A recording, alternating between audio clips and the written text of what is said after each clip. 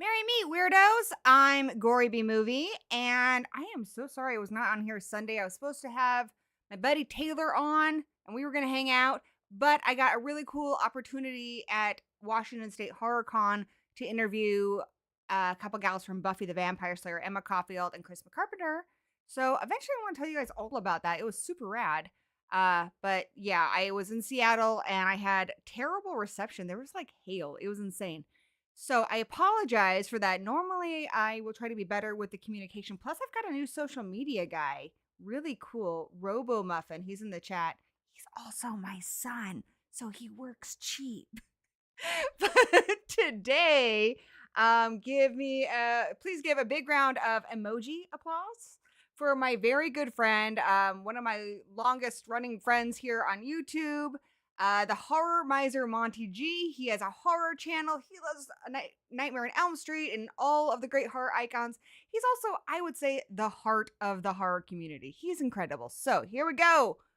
TheHorrorMiserMontyG. Yes. Monty rules. Yes. All the way from the city of brotherly love. Yes, Philadelphia, Pennsylvania. It is me, the Horror Miser Monty G. I actually have a neighbor who's from Philly now, and I just tell her like, "Oh, my friend's from Philly," so that's all I know about. Yes, you have to tell her about me. I need to talk to her. She's pretty rad. She's really cool. She's my Danny says she's basically me in 20 years, so that's pretty cool. Like she could pass as my mom. So she's pretty cool. Really neat lady. Loves cats.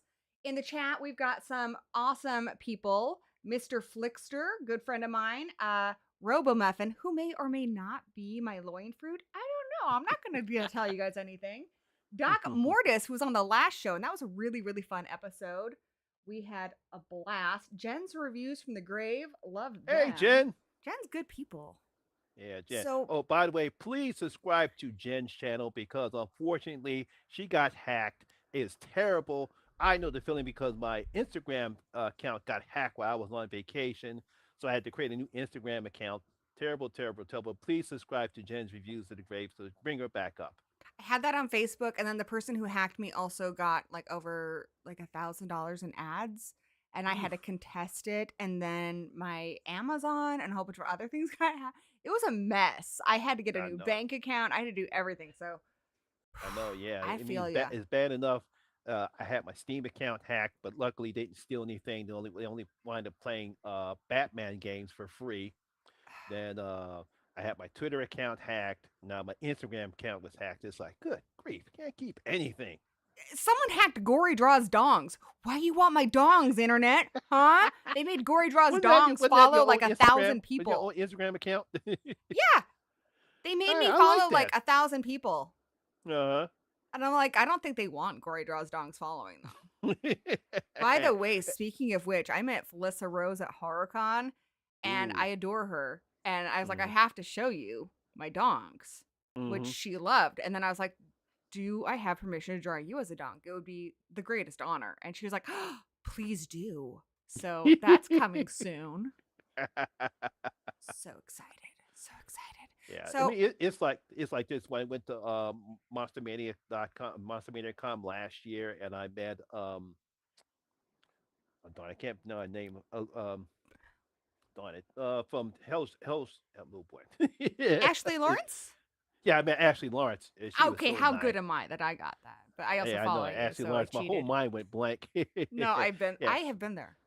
uh, yeah, Ashley Lawrence. She was so nice and friendly, and we had a good conversation for about a good 5 minutes. So I wound up taking a picture, and then I met the one of the on Scream Six. I can't remember her name. She played the sheriff that liked Dewey.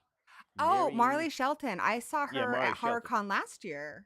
Uh, yeah, and Very she was cool. very nice and friendly. Got to talk to her for about a couple minutes, and of course, everyone sees my picture of Robert Englund, which is probably one of the greatest moments of my life So was meeting Robert jealous. Englund because I had to do it because it was funny Yeah. when Kelly asked me that I wanted to go see the Steelers game or what did I want to go to the Steelers games for my birthday. I says, you know what? I want to go to a horror convention. I said, never been to a horror convention. I got to go one before my life is over with. So she was like shocked. But hey, look, I had fun. I had a great, great time. And if At you guys don't follow Monty's family, like not only is he the best friend you could ask for, he remembers everybody's birthday, he remembers everyone's stream. I don't know how he keeps up with everything, but you will also see posts about his children, his wife. He's probably the best father, husband, grandfather, friend you could ever ask for. He truly is the heart of the horror community. And for anyone who thinks that we are a bunch of weirdos, yes, you are right.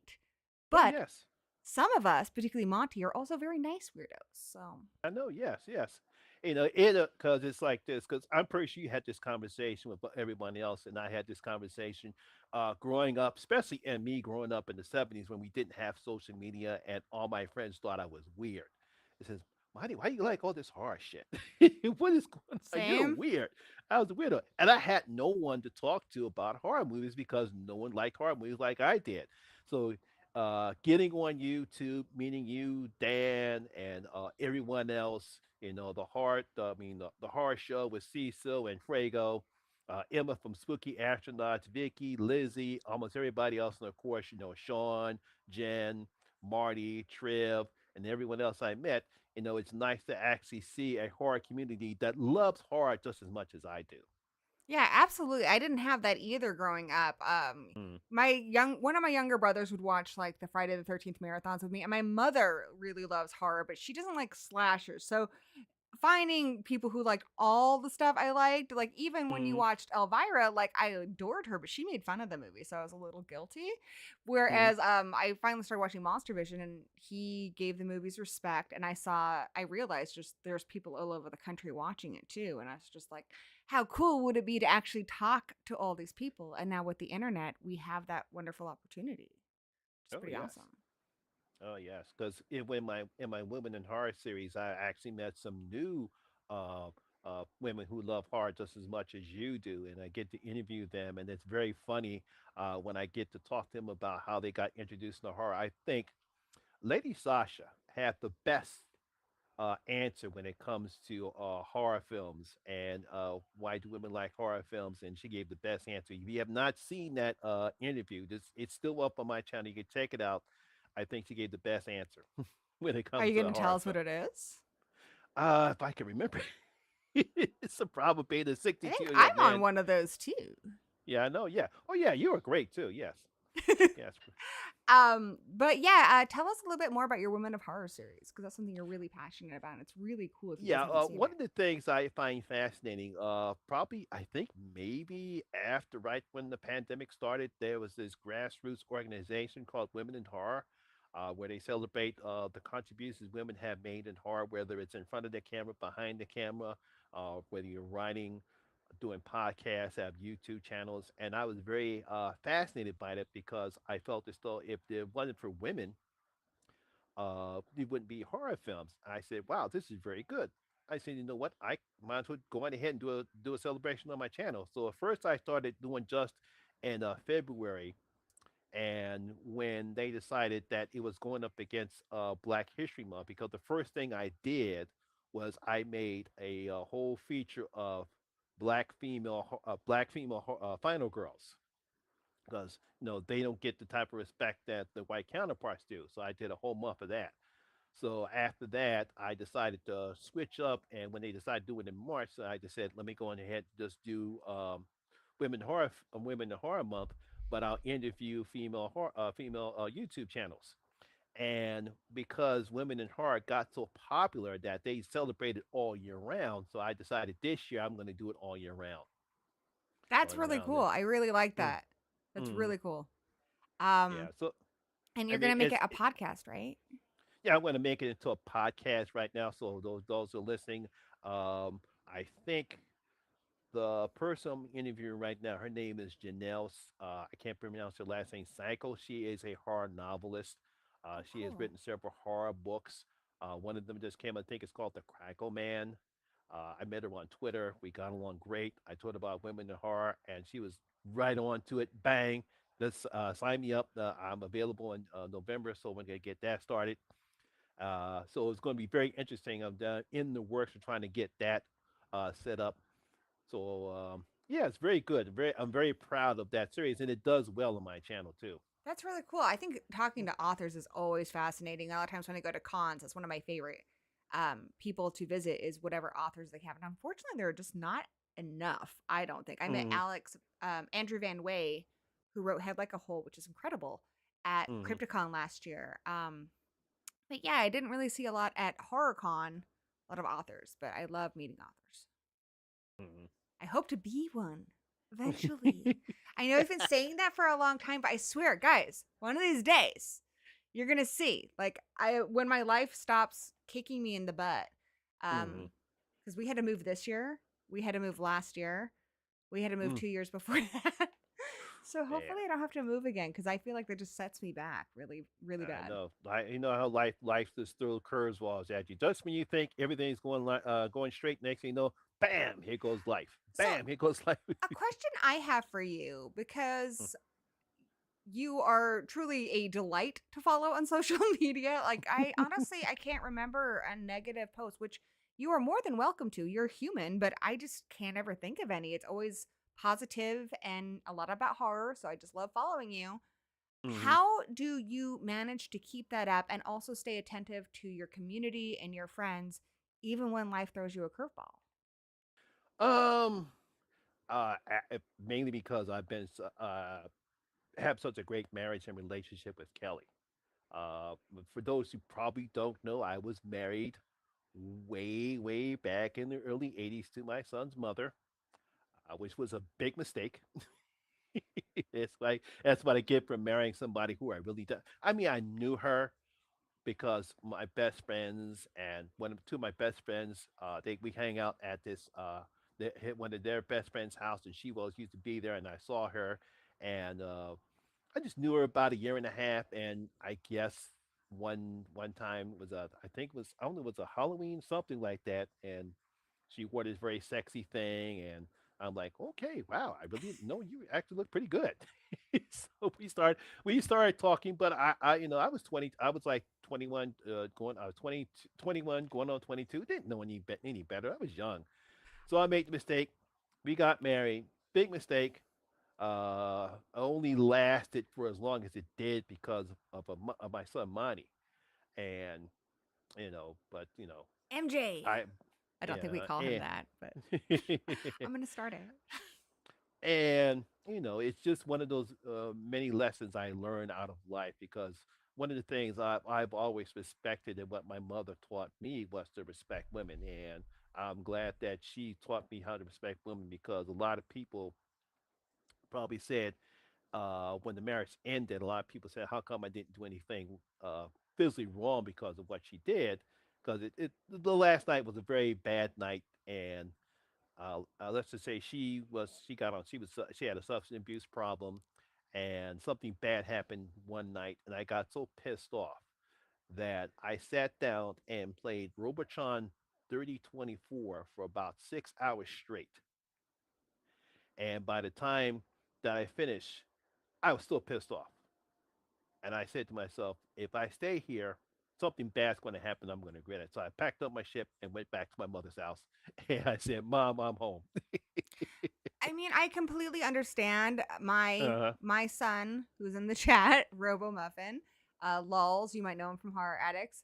Uh, Dan is not his biological father. I met his dad when I was 19. Well, I knew him in high school. We were friends in high school, but we didn't start dating until I was 19. When you're 19, I don't think you're even fully done developing No, yet. you're So trust me, you're I was a not. kid, and I realized so much of who I was shaped by trying to make him happy and everything.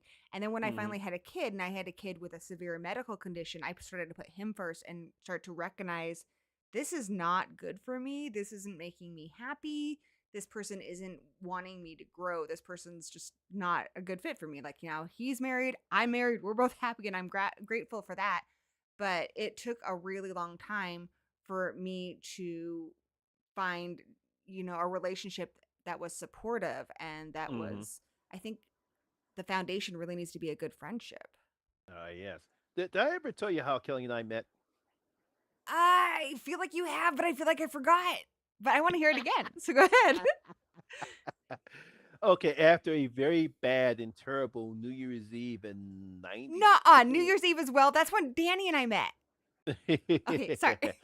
Okay, so what I did was after a very bad and terrible New Year's Eve, I said, "Eff it. You know what? I'm going to now keep in mind this is the 1990s. There was no social media. There was no dating websites like Match.com or whatever There type of was match. like There's no AOL chat Tinder. rooms. Yeah, there's no Tinder, you know. So there's no social media. It wasn't even the blackplanet.com at that time. So I decided of all things to do was to put a personal ad in the That's newspaper of right. all Yeah. things. So I said, the hell with it. So I told my mother that because I said I wasn't expecting to meet anybody. And so I think about a week after I put the ad in, I got three responses. One was Kelly, I think another woman was Jackie, and the third woman didn't even leave her name. I forgot the name. So Kelly and I met. We talked, had a good rapport, and I think it was about a month before before she finally felt comfortable for me to take her out on a date. So of course, I took her to go see Tales from the Crypt Demon Night, a horror movie. Yes. Yes. I also saw that at the theater. And she Now, hated it? well, she wasn't. Kelly's not into horror like we are. But she just I guess she kind of enjoyed it, but she told her girlfriend after the date was over, she said he's a nerd. Truth. Truth.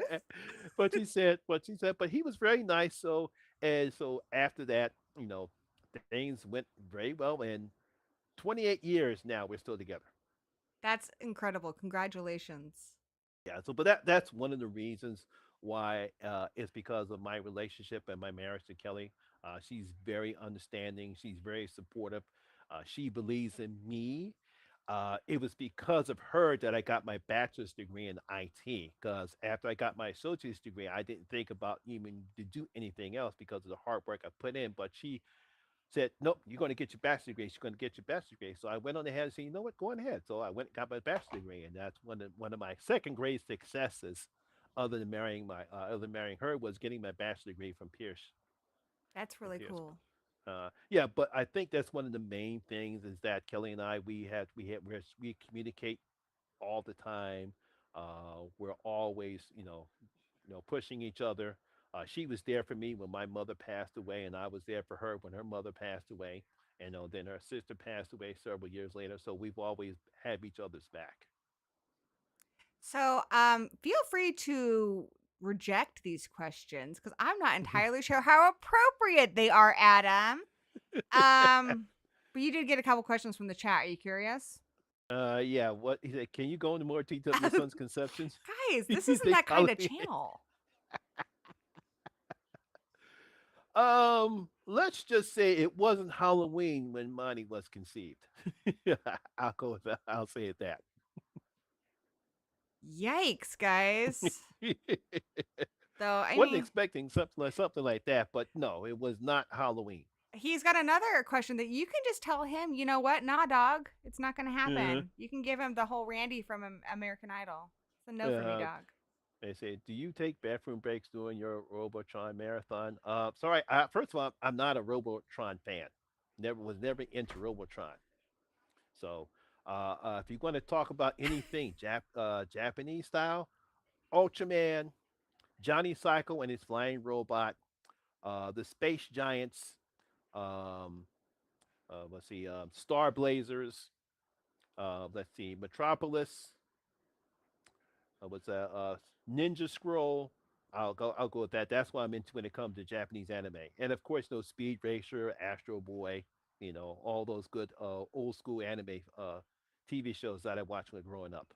Very cool. I like Blood the Last Vampire. Uh, I don't watch a lot of anime though. My son knows more about it than I do. hmm. Adam wants to know if Akira counts, and I would say, heck yeah, Akira counts. I've heard of Akira. I've never got a chance to watch it though. I've Pretty seen slick. Ghost in what's it, Ghost in the Shell or Ghost? Yeah, yeah, Ghost in the Shell. Yeah, Ghost in the Shell. Have seen that. I have not seen a live version of it, but I've seen the that anime. Yes, Very, very cool. my Very, questions are the best. they are. I mean, we love you, Adam, even Hmm. though we don't always understand you, but that's okay. I like puzzles and people I don't understand. What's up, Jack? Jack is here. We also had Jack on a while ago. That was I super know. Yes, fun. I saw it. Yes, Thank yes. you. Thanks for checking it out. Yeah, we all Mm. just hang out here. It's pretty great. So, it's October, which I feel like for us horror creators, that's when things get crazy because there's things we want to do out in the world. And then Hmm. a lot of times people have things planned for their channel. What has your Halloween season been like so far? It's been a little hectic because my Instagram account got hacked. I was I should have actually took care of it before Kelly and I went on our cruise, but I thought I could recover it, and I decided to wait until we got back. So it took some time, which took away from me doing some of the stuff I actually had planned for the channel, this month for Halloween. But I was still able to get most of the reviews I wanted to get up. I saw the remake of The Hand That Rocks the Cradle. I saw the remake of Witchboard. I saw Good Boy. What? Whoa, whoa, whoa! Are these good? I have to watch the reviews, huh? I saw a good the Good Boy. What else did I say? Oh yeah, I saw Black Phone 2. I wanted to make I sure I want to get see that that up. so bad. I haven't had Uh, chance to at all, and I really want to see it. yeah, so I saw Black Phone 2. So I was able to get most of the movies that I knew that were coming out this month to come out. I think uh I think Hellhound LSC Lynch is coming out tomorrow or Friday. I don't know. I stopped watching them after the first one. Oh, yeah, 'cause I've seen them all, Yeah? and I have yeah, I've seen them all. Yeah, out of when it comes to found footage horror films, I I've actually enjoyed all of them. That's Not cool. I think three was is a little bit corny as a little bit corny at times because of Hmm. how it looks, but it's still good. But it's still good. It's going to be interesting because Lineage is not going to be found footage. Steve Cazzetti said that it's simply going to be a regular horror movie. It's not going to be found footage. But I'm going to be interesting to see if they're going to be able to pull this off. But since he's still doing it, it's still the same production team. He still wrote and directed. So I think as long as it's not stupid or corny, I think it'll be it's going to be different because it's not found footage. But I really think he's going to pull it off. How do you think they compare to like other found footage franchises or films? Like, where would Uh, you put them? I have to say it's the Paranormal Activity has some good ones, but then you have the fourth one. Agreed. Yeah. Though Danny and I watched that on our honeymoon, so I have it has a special place in my heart. In Uh-huh. Hawaii, we watched it. We're like, what are we gonna do in Hawaii? I don't know. Watch Paranormal Activity 4 at the cinema? Yes. But I loved the first one. The first one scared me so bad, and it's hard to scare me. So I do love that one. uh, I saw the first one. I can see why it scared some people, but to me, it's kind of almost like the Blair Witch Project. Probably because when I first saw that, I knew it wasn't real. It was just a great marketing campaign. I can Yeah, see why it most was. It was a great marketing campaign because I said, no, the way this is real, this is all fake. But I love the marketing campaign because half the people thought it was real. And I've Well, even had a couple people coming up to me saying, Monty, you see the Blair Witch Project? Monty, you see the Blair Witch Project? and they actually thought it was real. And I didn't have the heart to tell them, no, guys, it's just a movie. It's not real.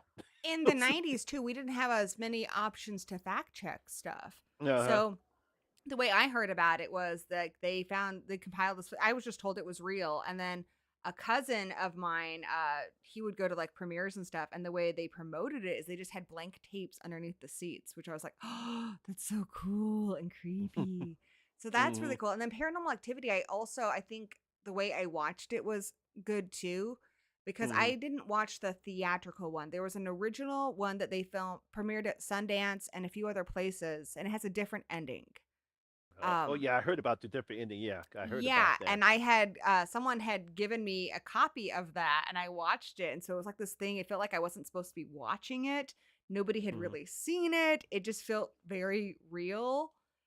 So it just scared me. And then I saw it at the cinema, which wasn't a great experience because a lot of people, I think, when they get scared, have to like make jokes and stuff, and it's not the kind of movie that lends itself to that. You know, Mm. you can really ruin the vibe.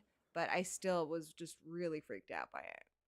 uh, yeah, because it actually took me a little while to see Paranormal Activity, and then because I actually did a whole series of it on my channel, because you know what, let me just check out this Paranormal Activity series because I think I saw the third one first, which was at the time I thought was the best in the series, Hmm. best in the series. So I went back and saw the first and the second one, and I could see the improvement up until the fourth one. The fourth one. The fifth I one's did the worst. The ghost dimension. What? yeah, I really didn't have a problem with the Mark ones. That's That was because okay. it took away from Katie Hmm. and Katie and Crystal, and they focused on a Latino dude. And Hmm. I thought that was a little decent how that, but unfortunately then it ties right back up to those two sisters again. Yeah. The Ghost Dimension. I think the biggest mistake in the franchise was naming the demon Toby. Like, Yeah. that name is As instilling fear in nobody. You were no. that guy got picked on by Pazuzu. That guy got swirled by Pazuzu in high school. Hmm. Like, it just there's nothing scary about Toby. And once they I did said that, I think you in the couldn't part come. 3 it worked cuz they were children, but Hmm. it really and the other thing that frustrated me with Paranormal Activity 2 was not part 2 as well. Is the first one I really loved the mythology. Like, you had this picture of her as a child and there was a fire, Hmm. her sister stopped talking. Like, they had set up all these things. And so then I Hmm. was so excited to see part 2. And part 2 I felt did an incredible job for anybody who hated Mika. Then you realized why he is such a douche, why he's filming Oh yeah. everything, even though his girlfriend is obviously not doing well. It's because he saw that his brother in law already took Hmm. care of this problem and he looks up to him. So he's like, Hmm. okay, I'm doing the right thing. And so you're like, okay, I understand this guy's thought process now. And I thought it was Yeah. so good. And so then I could not wait to see the third one. And then I feel like they just threw everything out the window and they completely forgot about the mythology they set up and just went in a different direction. And from there, I thought it just kind of went downhill. Yeah, yeah, because like I said, yeah, fourth one was it just went way downhill. Yeah. That it just it's like for some reason they changed the continuity. And it's like, wait a minute, why is he there? And he's supposed to be. Didn't she take him in the second one? So why they're there? Why is he with this family? That make no sense whatsoever. So it's like, And I feel like it's scarier when the more you can identify it with it and the more reality based. When you start opening up dimensions in people's walls and stuff, now you're going into a complete fantasy realm and it's no longer scaring me. Whereas another reason why Paranormal Activity 1 scared the crap out of me is I lived in student housing with my son. And hmm, student, I don't know if you remember student housing, but it was family student housing. So it had stairs and the stairs were okay, rubber. So if you went up the stairs even quietly, you heard this bump, bump, bump. um, And the view from my bedroom was exactly like you could see the stairs the same way they do in Paranormal Activity. So yeah, then people would come over and just mess with me because yeah, it was just like the movie, where you can hear them coming up the stairs and such. So oh yeah, that movie scared me. Really creepy. oh man, We got another yeah. question from Adam. I Uh think he's trying to get back into our good graces with oh. more appropriate questions. As someone who watched horror since the 70s, have you noticed any differences the way African Americans are represented and portrayed in the genre? Ooh, now that's an interesting question. Now, This is something we talked obviously, about a bit on our we did a black horror stream a while we ago. actually, it was me and Knight from the Night Yeah, Watch show. yeah. We did that stream, which I was very glad to participate in that. Um, obviously, when it comes to Afro Americans portrayed in horror films, it's been, if you ever watched the documentary Horror Noir, Yeah. which explains how African American been portrayed in horror films starting from the six, I think way back from the 30s, no, probably from the 40s all the way up into modern times. And I think when you take a look at Night of the Living Dead from George A. Romero, and the fact that he cast a black actor at the time, and which was unheard of at that time. And he got a lot of flack. We got a lot of shit for it. But he says, nope, he's perfect for the role. I'm going to stick with him in this movie, and I'm not changing my mind. And the fact that he did it, he stuck it, and the guy did a fantastic job playing that lead character. It was great. And I think that sort of changed everything a little bit for African American actors. Then, of course, we have the blackportation films that came out during the 70s. That were pretty good. Some were not. Obviously, we have Blackula, Fred Williamson. Really enjoyed that particular film. It was amazing because I have a good friend of mine, of course, who's passed away. His name was Lee Johnson. Lee Johnson, and he was a huge uh, person in the 70s.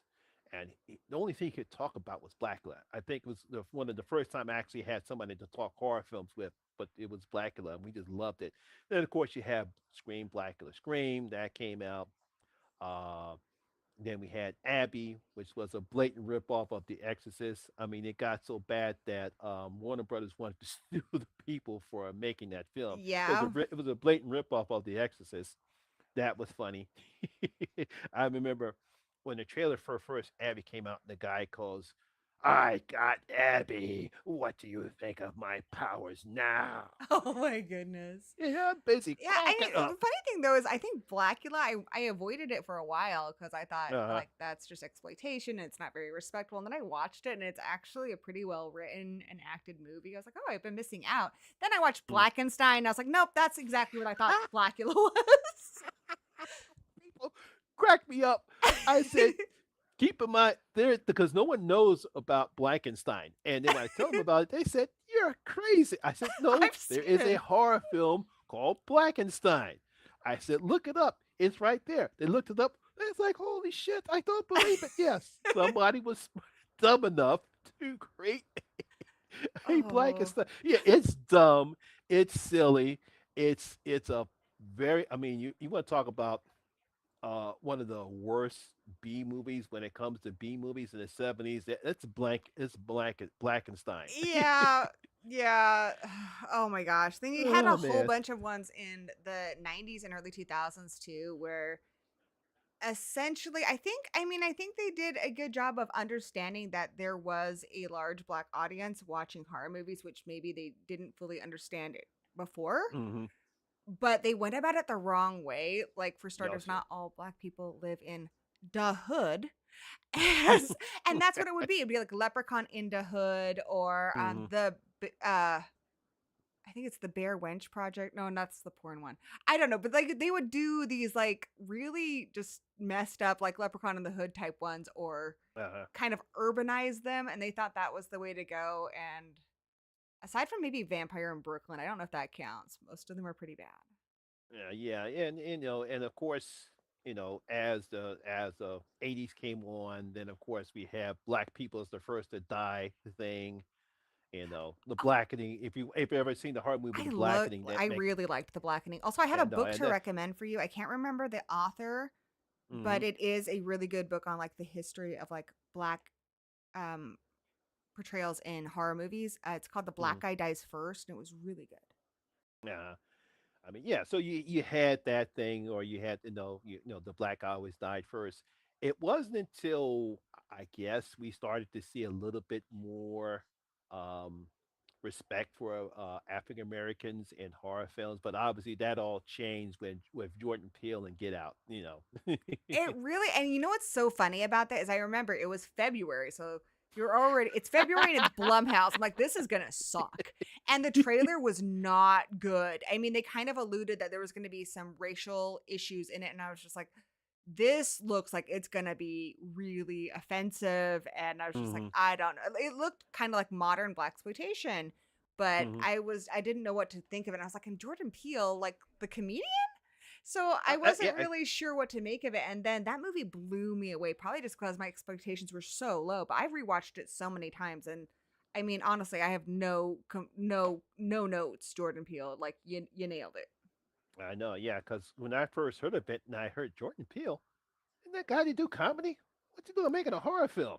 And I think comedians have a good insight into horror, because I think the Mhm. telling of a joke and scaring somebody kind of work on the same parameters. They're both really Yes. hard to do.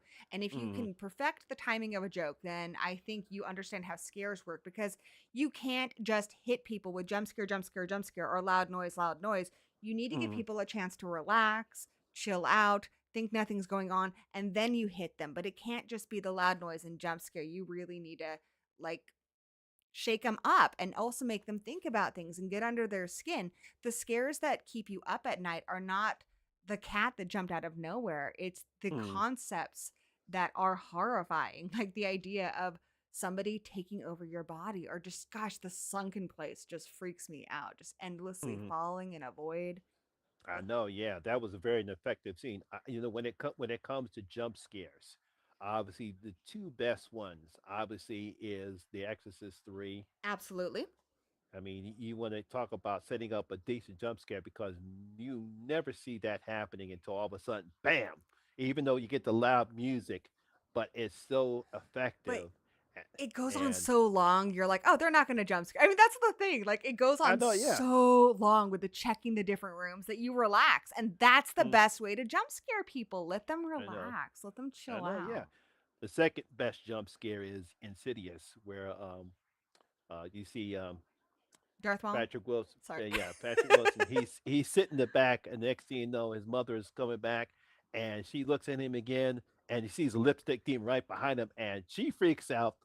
She freaks out. The whole people in the movie theater freak out. I'm like, whoa, I because think I for would not me, expect this. the most effective jump scare, and the one that still gets me all the time, is the end of Friday the 13th. That Uh, scared the piss out of me when I first saw it, and it still gets me. Like, I know the music's playing and it's all serene, and then, oh, and oh, of course they ripped off Carrie doing that, and that one scares the shit out of uh, me too.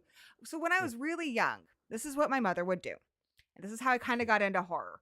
I was always very curious about stories. My mother would read to me. We would read like the cute stuff like Peter Rabbit and stuff. But then if I was at the doctor's office and we didn't have a kid book, she'd be like, well, I'm reading this book. I'm just going to read you a chapter of it. And she would just read it to me. And then I would be so curious, like, okay, so the girl has powers, which is already interesting to me because it's a girl. And I want to know mhm. what's going on with her. And so my mom would tell me about her and such. And finally, she's like, well, do you want to watch the movie? And I think I'm like 7. But what my mother would do, it's the same thing I did with my son. She would tell me exactly what is going to happen. Okay, there's people who are going to die. There's going to be blood. Do you think you can handle that? And of course, I'd always say yes. Sometimes maybe I shouldn't have. With Pet Cemetery, I should not have. But the part at the end of the movie where Carrie's hand reaches up and grabs Uh-huh. Sue's ankle, Mhm. that haunted me for so long. And I would run and Mm. jump to get to my bed. So there's no way Carrie could reach up and grab my ankle, because I just thought she'd just wait in there to grab my ankle before I go to bed, Uh-huh. which is You actually know that. hilarious because it was on the second floor. So Carrie would be like jumping on the couch downstairs. There was You no know, logic.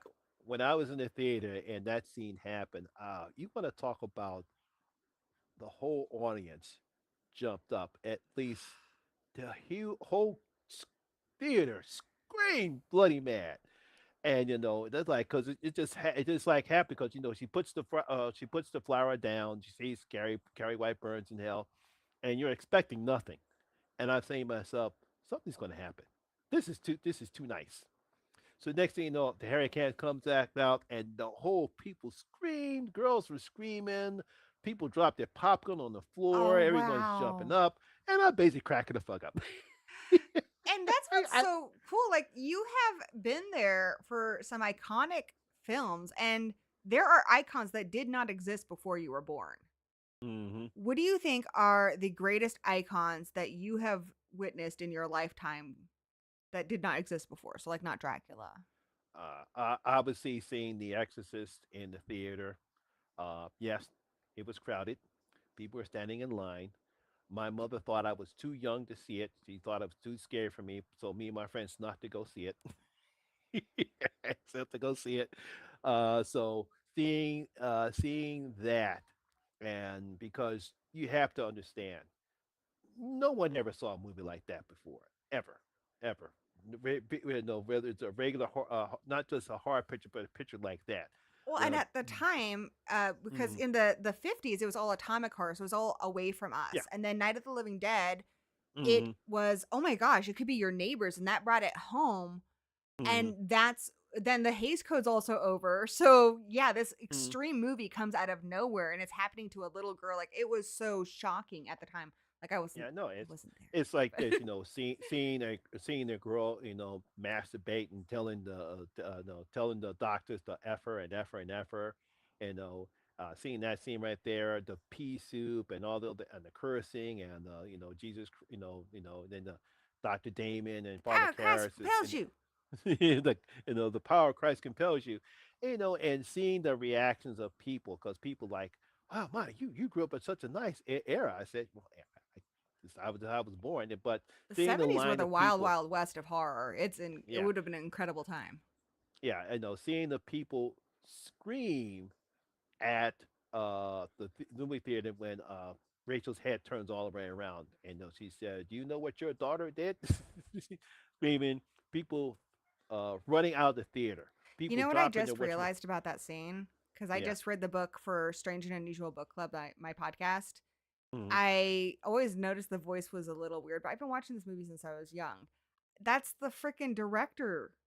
That's the voice she's using. I hmm just realized this Yeah. after reading the book. Yeah, yeah. So it was like I'm like looking like people like just running and jumping and scaring, and of course it wasn't no social media back then. It was just simply word of mouth. So people would come up to you, yo, have you seen The Exorcist yet? No, man, you gotta see that movie, man. You gotta see that movie. Were They there said, just what is it about? lines Yeah, wrapped that's around why the that's cinema? it was lines wrapped around the corner. Now, of course, back then we had these two theaters in the city was called the Fox and the Milgram. So people in Philadelphia who grew up in the cities know what I'm talking about. So I think it played at I forget where it played at the Milgram or the Fox on Market Street. But the lines was all the way wrapped around the corner. People standing up there trying to get to see this movie, seeing this movie that everyone was talking about. I mean, that's why it was so crowded, and because, like I said before, you've never seen a movie like that before. That's why it got the awards. That's why it's one of the iconic horror films of all time. Then I don't know why my mother decided to do with this, but she took me and my brother to go see Jaws in the theater. But you've already seen The Exorcist, so Yeah, I know. Yeah, so I already seen The Exorcist, so it's like and it's like this. So the line, it was crowded, not as crowded as at The Exorcist, but it was still crowded. So we get the now before we get this actually going to the theater, we can hear Roy Schneider, Robert Shaw, and Richard Dreyfuss all talking in the film, and you can see some glimpses of the shark like that. So we by the time we get in and we see the movie theater, and it was I was like, okay, that's pretty good. I really did enjoy it. It's like, oh, it is just a shark eating people. that is my mom's favorite movie, which she was a child of mm the 60s too. Her mother took her and she saw it in England, and like she still has the keychain she got mm when she was waiting on, when she got her ticket. And then what was really cool is they did like a 50th anniversary showing at our cinema. Our cinema also shows classic movies. So we Okay. took my son and his friend who were like I think 18 at the time, and that hmm part where they find the body in the water, just pops up. Uh huh. They both jumped a mile high, and it just goes to show with that big surround sound, like being in the Uh cinema, the experience of that is unique. It's not quite the same, even as as watching it at home. He's seen that movie before, but huh. in the But this. cinema to get to see that reaction was really cool. Oh, okay. Well, I'm glad he was able to enjoy that scene even better now with the surround sound. Yes. Yeah, just the big sound, the big screen you get. And I feel like as far as movie theaters go, 'cause a lot of people don't go anymore. And I understand other people can be really annoying sometimes. Oh boy. I don't usually go on opening day for that reason, but there is something about that big screen that keeps you focused, at least for me, because I have ADD. So at home, I have a Hmm. really hard time not going up and getting a snack. Oh, don't pause it. I'm fine. Going to the Mm. bathroom, checking my phone. I'm petting the dog. Danny and I might start talking. In a movie theater, I don't do these things. I'm just watching the movie and I'm immersed in it in a way that Hmm. I can't have that experience anywhere else. I know, yeah. That's why, especially Kelly and I, when we actually go to the movies together, we actually go and see the matinee theater, so we don't get those annoying kids or Yeah. annoying teenagers always on their phone. Hey, the movie's playing. You know, God, it's so frustrating. da- Speaking of which, so I mentioned that happened with me at Paranormal Activity was annoying, but I just saw Good Boy and I uh, really enjoyed it, but I feel like I need to watch it again just cuz people in the theater were being so loud cuz I feel like sometimes people when the movie's quiet, they hmm. feel the need to fill that silence. And unfortunately, with a movie like Good Boy, with a movie like Paranormal Activity, or something even like Skinamarink, it's only Hmm. going to be effective. You're only going to give it a chance if you're absolutely immersed and you're focused and it's quiet. With Skinamarink, I actually had to watch it again with headphones to give it a real chance because even just Uh, watching in the living room wasn't enough. But I think with Good Boy, if the theater had just been quiet, would have been enough. So I want to see it again. The other thing I told you about this when we were messaging each other about Good Boy because you said that Callie loved Indy. yeah, The way they yeah. made that movie. So I guess the only horror subgenre that I am dicey on, like a little reluctant on, not Hmm. necessarily my favorite, is creature features. Just because I'm a big animal lover, all animals, including tarantulas, guys. And I feel like a lot of those movies, we see a lot of animal abuse. Hmm. Like the snake is actually killed in Friday the 13th, which I really hate. That's not a creature feature, but it is an example of just sometimes if you watch Tarantula, the way they're dangling the tarantulas don't hang from webs. So that poor creature is being tortured. Hmm. Just a lot of the movies, I also don't like it when animals are demonized. For instance, in The Beyond, the tarantulas are Hmm. taking out chunks of people's flesh. They can't physically do that. Mm, Or I know, yeah. Grizzly, where or even Jaws, where Jaws like 3, it has a grudge. Animals don't hold grudges. If No, you no, attack no. it, it will attack you back. If you hurt its family, it will attack you, but it's not going to fucking remember you unless it's a crow. They're a whole other thing. They're super fucking smart and they will remember you. Crows investigate murders. And if we're going to pull that bullshit that the animals Uh, got revenge, it should be a crow. It really should be. But I know yeah, it, it's so it's it's like when I was watching Jaws of Revenge, and in the scene where Brody's son is electrocuting the shark, and the shark gets out and roars. I'm like, what the fuck is even the sharks don't first have? one, though, a lot of people put that movie on a pedestal and they Mm, refuse to remember that the mm. shark roared in the original Jaws as well. It's not It's as like, but obvious, but it does not as roar. yeah, it's not as obvious, but Yeah. it's like sharks don't have vocal cords. Okay, so They can't roar. get this. This is Yeah. the utmost, like, what the fuckery. I have Grizzly Uh, 2. It's one of the worst movies I've ever seen in my life. But when the shark, or not the shark, the grizzly bear is electrocuted at the concert, uh, there's a brief shot of the shark exploding in Jaws. Like, and they just stole it, roar and all. uh, What are we doing here? It's so mm, bad.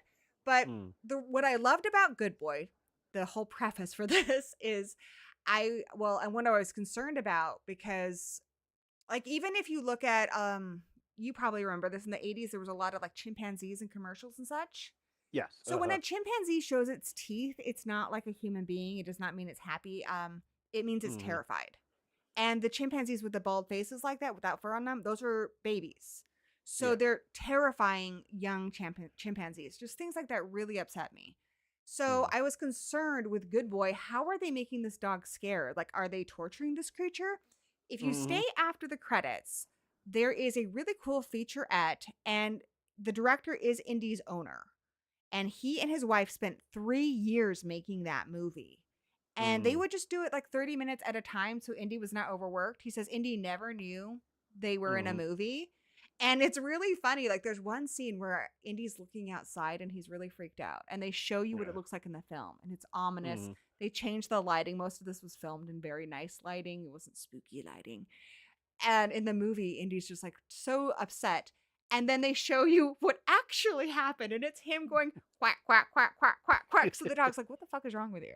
But he said that Indy is so smart that the way to Uh-huh. get him to make that kind of what's going on look was Uh-huh. to say words he didn't understand, like quack, quack, quack. And he would just be like, huh? They Huh? also had like a stuffed dog they used. They also did clever things that you can see in the movie, like using a shadow. So Uh-huh. I love that they were able to have a movie starring a dog and the dog Mm. was treated well. Another one I would recommend is White God. Have you seen that one? What's it called again? It's called White God. I I think it's think I heard of it. Russian. So this is kind of like Uh, Cujo meets the birds. This oh, okay. girl, she has a mutt dog and her dad doesn't want her to have it. So he gets Mm. rid of it on the freeway and the dog is put in shelters and all these horrible things happen to it. And finally, the dog creates an uprising with all the dogs it finds and they just go batshit and kill like every human that comes in their way on his way to get back to his person, his girl. And uh, seriously, like I was just so amazed because you see so much feeling and stuff. And he explains that in Good Boy too. We project a lot mhm. when we see animals, but that one, what I thought was really cool is they had about 500 dogs and none Mm. of the dogs were harmed and they made sure every single dog got a home. So that was Uh, another that was creature good. type feature that I would really recommend and it's really good. Uh, did you see? There's a trailer that came out, I think last week, called Primate. I did, and didn't you just do a review on this one? I did a trailer reaction Yeah, for yeah, it. yeah, yeah. Hmm. That It, looks like it might be kind of fun. uh, See, the it, other ones it, I like are when they show that the animal is not acting out of hate or whatever. mm, Like you shouldn't have a chimpanzee as a pet. They are very, very strong, and that is a bad decision. yeah, I We don't know. know what's going on in their brains. We confuse them as being human because we share a lot in common, but they are not human. And unfortunately, yeah, a lot of people have had situations where their pet has attacked them. I think it's where people don't have chimpanzees for pets anymore. Yeah, So, there is a show, I believe it was on Animal Planet, called Fatal Attractions, uh-huh. and it had this woman who kept chimpanzees. And of course, every time I don't understand why people keep exotic pets, but there are reasons why you don't keep exotic animals like chimpanzees as pets. They have instincts, they have social skills, and if they feel attacked, they're much stronger than humans. And it's even worse because they have opposite thumbs. Yeah. So just now in primate, it kind of reminds me of Cujo because I believe they said that they say they rescued him and it looks like he communicates fine, but unfortunately, I think he gets bit by a rabid animal, and then of course he goes berserk. That's why I But do like Cujo because I feel so much sympathy for Cujo because Cujo doesn't want to do anything bad. And if you read the book, like he's really mm, trying to be a good boy, but mm, what's going on in his head, like you can see why he becomes violent. mm, It's really tragic. yeah. So the woman had two chimpanzees as pets, and basically the same thing. They got along fine. She kept them for a while, but unfortunately, as all wild animals do, something happened on the outside, and of course the chimpanzees reacted. Unfortunately, she came in at the wrong time. Not only did they really just mauled her to death, Yeah, I've but they. heard like Mm, basically what happens in Nope. That's happened on more than one occasion. That's why mm, people don't have them anymore. It's really, really scary. And mm, people really let down their guards. It's interesting how humans are with animals because the more like us they are, the more they anthropomorphize them when they forget that it's an animal. Whereas something like a tarantula, these guys mm, can't hurt you, even if they bit you, which they won't. They're yeah, New World tarantulas. They're going to kick hairs at you, which can't kill you. mm, I mhm. wouldn't do anything stupid like put it in your mouth. That's really dumb. But again, not because Then it's again, going to why kill the you, hell would just I put a because tarantula? you're gonna get those hairs and they're spiky. Uh, But they won't bite you. Their instinct is to run away. Now there are mm, tarantulas in the world who will, like old world tarantulas. Mine aren't. But even then, we don't make the mistake of thinking that they're cuddly little. I'm not sitting here cuddling it. It has its mm, enclosure. It likes to be left alone. I like it over there. We enjoy each other's company from a distance. but it's Mhm. because they're so alien to us that people don't make that mistake. But when it comes to something like a dog or a chimpanzee, people read so much human emotion in them that they forget that these creatures are really strong, that they have teeth, and you Mhm. should always be aware of that. Like, in Cujo, I think the biggest mistake is not anything the dog did, it's that the people didn't have that dog vaccinated. It's a freaking Saint Bernard. Yeah, no, yeah. It's like, "Well, how come you didn't have him vaccinated?" It's just like, if you're going to, I understand what the girl's mother did. Obviously, I guess she was some type of environmentalist, and that's why she saved him, and they kept him. And like I said, they're good at social. It's like almost having a dolphin, because they're highly intelligent. But it's a chimpanzee. they, they're exotic animals for a reason. You just don't keep them. Hmm. It's just like this one guy on the show. I think he had Komodo dragons, not Komodo dragons, but some type of other I lizard. have a friend who has like a big monitor dragon. Mm, But I think mm, that the thing is with exotic animals, because I mean, ferrets are exotic. There are animals that are exotic that I think are perfectly fine as pets. I guess these guys are considered exotic, but you need to mm, respect those animals and use the appropriate amount of caution. You need to do that with a dog.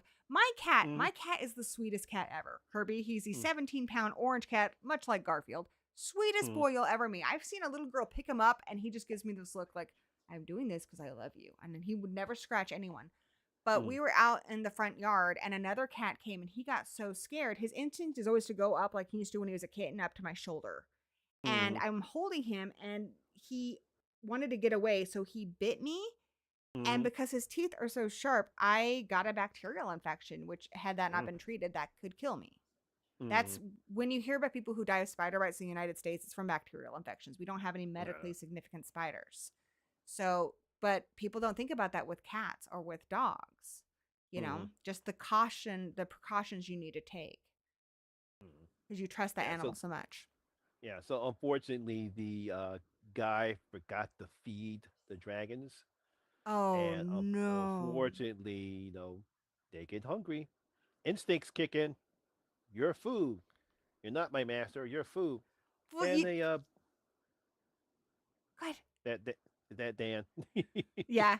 Monty Yeah. rules. Thanks, Dan. Yeah. So unfortunately, the people didn't hear from her for a while. So by the time they got to his apartment, they at least, I think they devoured half of him. You can see that his like half his body, half is all messed up. Because they bite and they glands get into your skin, and all of a sudden you get the neurotoxins in your body, and you can't move, and so they slow ate him. And it's like this. It's like, why you want to keep dragons like that? They're exotic animals. If you can't feed them, then get rid of them.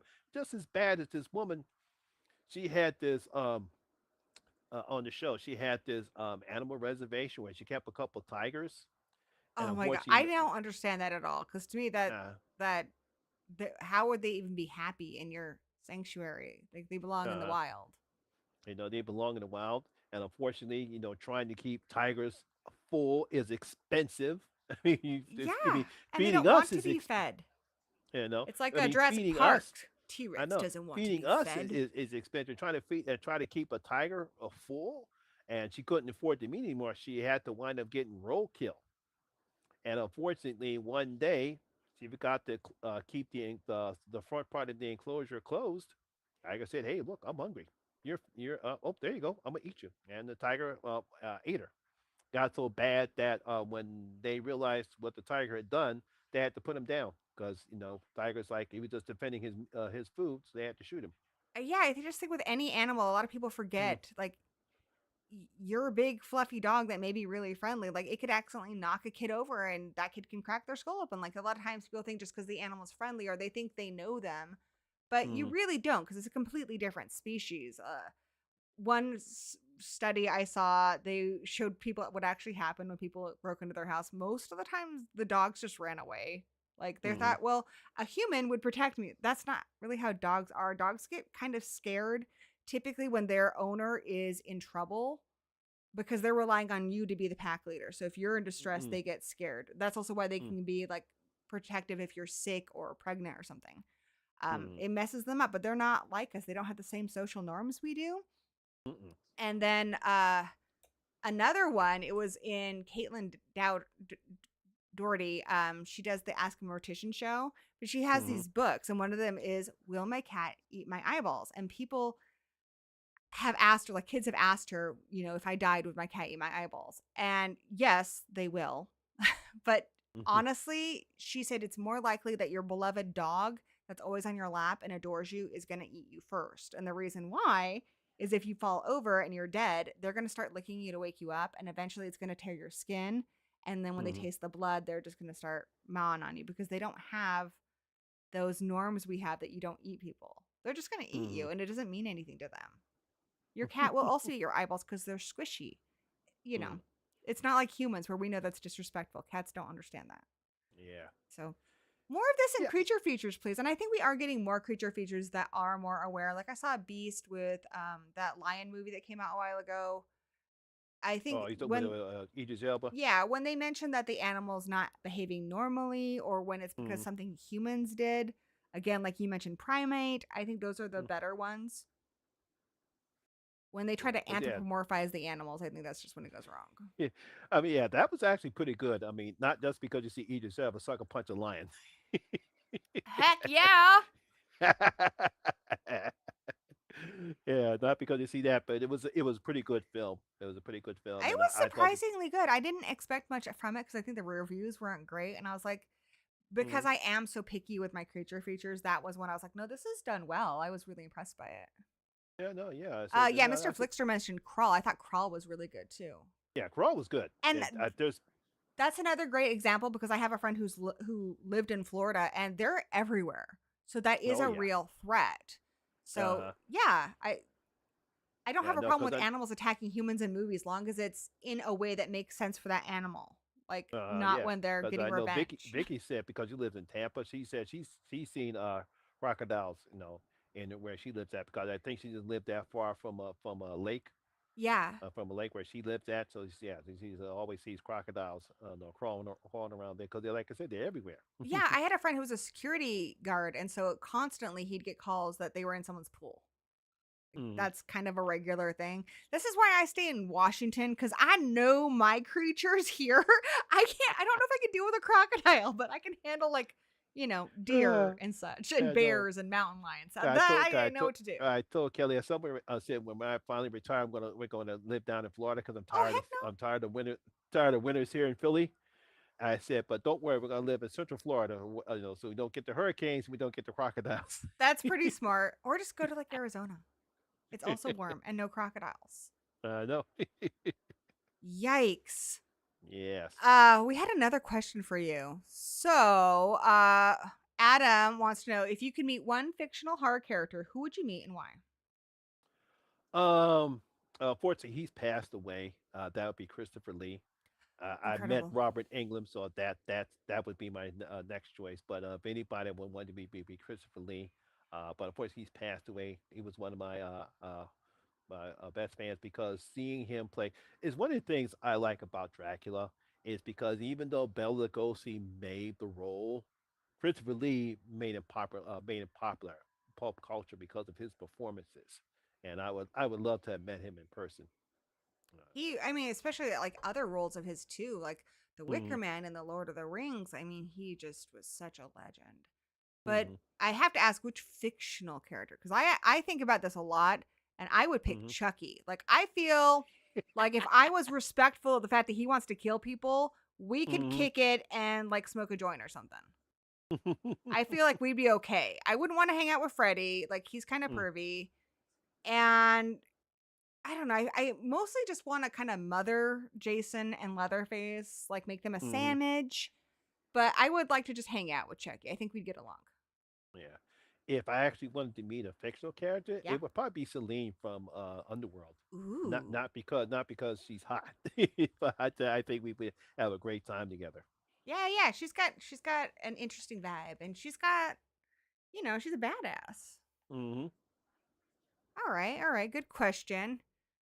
Adam with the questions. Have you ever had a real life experience that you would categorize as paranormal or supernatural? Um, Only a couple times. Um, I sometimes hear. I think I hear my mother calling Oh, what's me. that like? It's funny and weird because as I got older, my mother had a name, so she called me her baby Huey. So sometimes I hear her say my name. You know, she might say Monty, or she says, "There's my baby Huey." Is that Sometimes comforting or does that scare you? no, it doesn't scare me. It's kind of it's sad, but it's very very relaxing because I had a great relationship with my mother. Um, like I said before, like I said, she did a great job in raising myself and my brother because it's just the two of us. Not that I didn't have I mean, I still have a great relationship with my father, but since my mother raised us, because my father was in the Navy, he was in California at the time when my brother and I were little. But I still have a great relationship with my father now because he actually lives in Philly, but he lives in he lives in Delaware County with his current wife now. But having that great relationship with my mother, and sometimes I hear her, or I smell her, or I can sense her presence.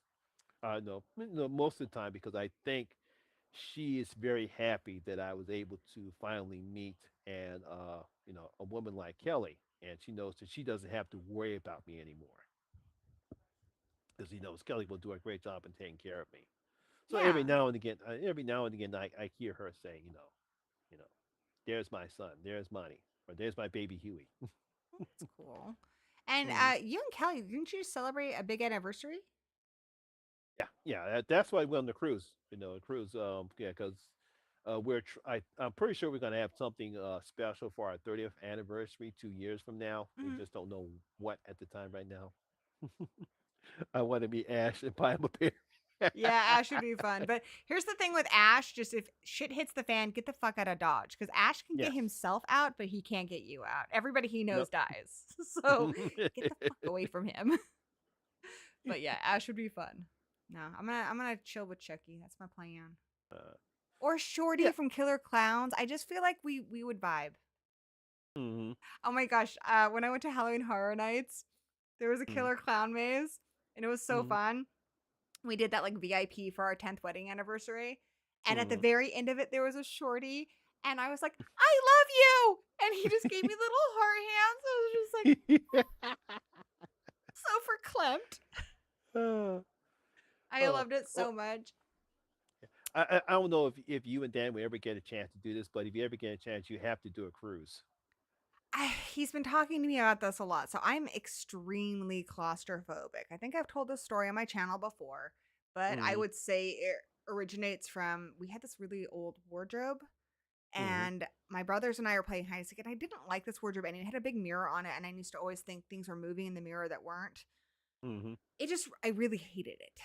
And we were playing hide and seek, and I hid in there because I thought, well, they would never guess that because I hate this freaking wardrobe. It locked on me.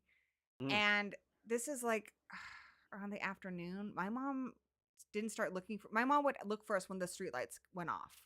So if we Mhm. weren't at home, then she wanted to know where we were. And then so that's when like I had been there for a while. I was crying. I had fallen asleep. So I think they called for me earlier, but I was asleep. And I was in there, well, like almost 24 hours. So Mm. she found me and she sat with me, but she didn't want to break the wardrobe because it was an antique or some shit. I don't fucking know. But she's like, we're just going to wait it out until your dad gets home. And I'm sitting in there and I had this giant bridesmaid dress in my face. Like there's enough room that my knees are up to my chest and I'm just Mm. upset and it's dark and I thought there'd be spiders before I had spiders and liked them. And my dad Mhm. got home at like 6 a.m. and he got a hatchet like for camping and Mhm. he's like, just push your head back as far as you can. He doesn't know where my head is. And it was like a horror movie. I just remember it being right in front of my face. Mm. And he just broke a hole through the side of it. But yeah, ever since then, I've been extremely claustrophobic. So something like a cruise really kind of freaks me out. But everyone tells me that they're so big that you don't feel like you're trapped. No, no. Just think of a cruise ship as a hotel in the sea, and there's so many other people. There's so many other stuff that you can do, where you stay on the ship or you get off the ship. I mean, like I said before, my barber. he can't. He said he couldn't go on the cruise because the isolation, where seeing nothing but ocean, Yeah, that scares him. would scare me. Yeah, that would freak him out. But since we did this cruise in the Med, basically when you're out, you really actually don't see nothing but sea because there's so many land masses when the ports that you go, so you don't see nothing but sea. It's like when we left Rome and we were crawling up in the ocean, we could see other parts of Italy on one side, That's another cool. part of Italy on another. So you're not really seeing a whole bunch of sea. And then by the time we got to Santorini, you still see one island, the island, or the one what they call it, Cordora, one part of the island, and then you see, yeah, I think you can see the other part of the island. You can see Santorini at the top because it's on a mountain, and you see the other part of the part of Santorini on the side. So that particular part, if you take cruise in the Med, you won't see ocean like say in the Caribbean, because in the Caribbean you will be times when you see nothing but ocean Yeah. and ocean. I'm also Uh, scared of just like water where I can't see the bottom. I just, hmm because we don't know what's in there. There could be all these creatures. And I think about movies like the Poseidon Adventure, uh, but he wants to go on this Jericho booze cruise. So maybe if I'm drunk enough. I mean, I've managed from where I live to England, it's a 10-hour flight, and I've managed mm, that. So mm. I probably could do it. Where were all the places Yeah, you got to visit in on your cruise? it depends upon how long the cruise is. No, on your cruise Uh, with Kelly. Where did you guys go? oh, Kelly, we went to, it was only four stops. Went to Santorini, Oedipus, Turkey, uh, Mykonos, and Naples. You went to Turkey. I've always been kind of scared to go to Turkey because of all the movies. No, Was it cool or was it spooky? no, it was good. It was good. It was good. They We didn't did a put you in tour. like a prison for no reason. No, no, no. We went to this. It was Kusaddash, and we toured this Ephesus site where we got some good pictures of some of the archaeology that they found in Kusaddash. But it was good. It was a good experience, you know, because it's the That first time Kusha visiting Turkey. Dash? Yeah, That Kusaddash. might be my new favorite word. I like it. Yeah, because I'm trying to figure out how to spell. Yeah, so it's like we had a great time. Yeah, yeah, that was a great You time. get to see any spooky old ruins or anything? Yeah, we got some. I got some pictures from because Naples. We did the Pompeii tour, Pompeii tour. So we got. I got some good pictures of the ruins of Pompeii. I think that's something I missed when I was a kid because I grew up in England. All of Mm, our school field trips were always to some castle or other. And mm-hmm. then in America, you have school field trips too, but nothing is as old as stuff in like Europe. Like that takes old to a whole other level. Like there's Oh places yes, yes. that have been I mean, around since yeah, like Shakespearean times and stuff. And it's just, it's really amazing to be in a place where it has that much history. Like you feel it, you know? I know. Yeah, I mean, from going into Rome and seeing visiting the Colosseum, and then going to the Vatican and visiting St. Peter's and the Basilica and the Vatican Museum, and seeing all those paintings and going into the yard, even though the Pope was not there when Kelly and I went to visit Rome, he was not there, but still seeing that and seeing how old it has been, and then seeing all the sites that we went to, and we went to all those sites like the windmills of Mykonos, or even the Pompeii or and Ephesus. It's just like this stuff is very old. Yeah, the town I grew up in still has cobblestones downtown. Uh-huh. It's all Mm. cobblestone, which is just crazy. But I mean, even in Philadelphia, that's like still older than where I mean, I live in Washington state. Hmm. Nothing here is that old. I mean, that's been civilized. Obviously, the forests are, and I think in the forest, it's a different kind of experience because we have a wilderness here that I don't think you have on the East Coast because I think Washington is the third wildest state. It's like Alaska, Mm. Montana, Washington. So that's one cool thing I think we do have. We also have the only rainforest in the United States. Hmm. But yeah, in the East Coast, you guys have so much history over there, which is kind Oh of yeah, I cool. I've mean, always wanted to from go the see the Exorcist steps in DC. yeah, from the obviously from the Liberty Bell and Independence Hall, seeing Betsy Ross's house.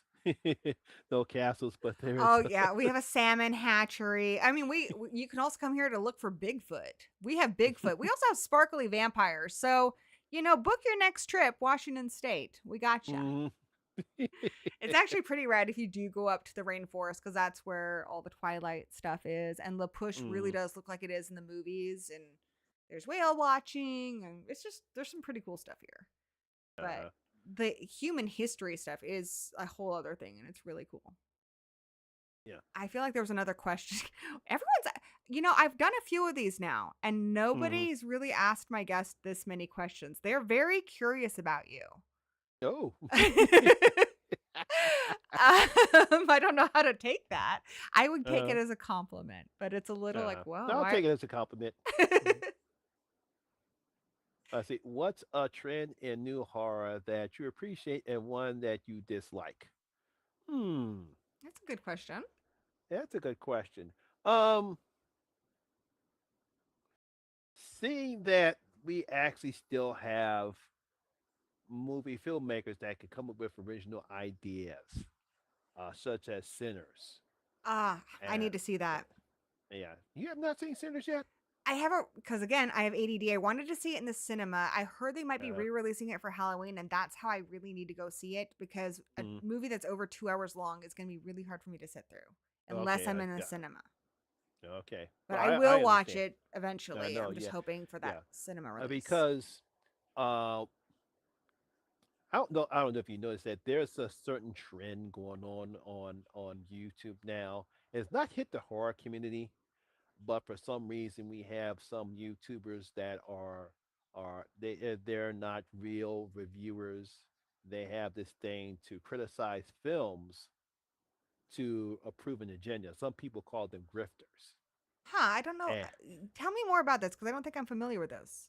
uh, um, one person So are they, made do you mean they're AI? no, no, these are actual real life YouTubers. Yeah, Okay, yeah. so how are they not real? I'm confused. Um, there's a video game called Ghost of Ushi that just came out, Uh and huh. apparently some of the people who have reviewed this game don't like it because the lead character is a female protagonist, Uh so huh. they don't like the game. They haven't played the game.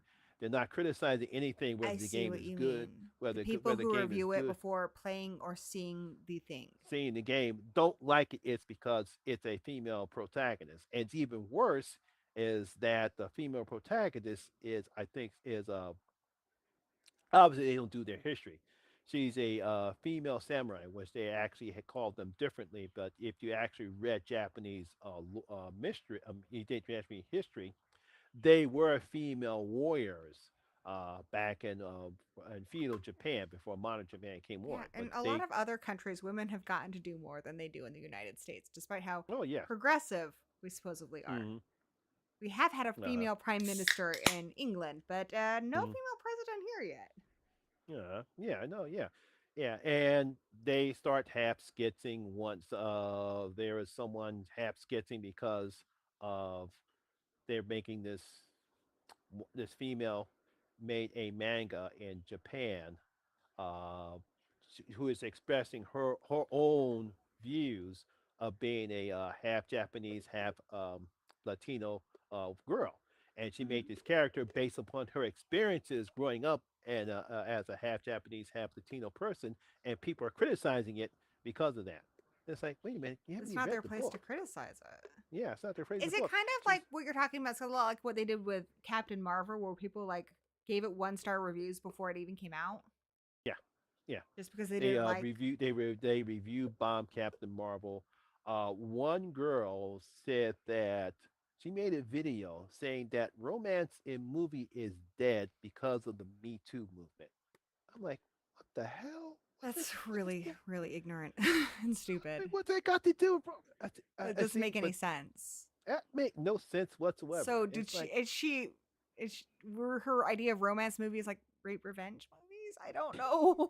I don't know what I she hate saw. when people get terms confused. Like I hate when people say, "Oh, I don't like it because it's woke." Like that's an insult. Like that's actually that means you have become aware of an Uh-huh. issue that Mm. affects other human beings, and maybe you were not aware of that before because you are not of that particular demographic. It is a good thing to be woke. Mhm. So when people throw that around as an insult for a movie, I just don't understand it. I'm like, I would like all my movies to be woke.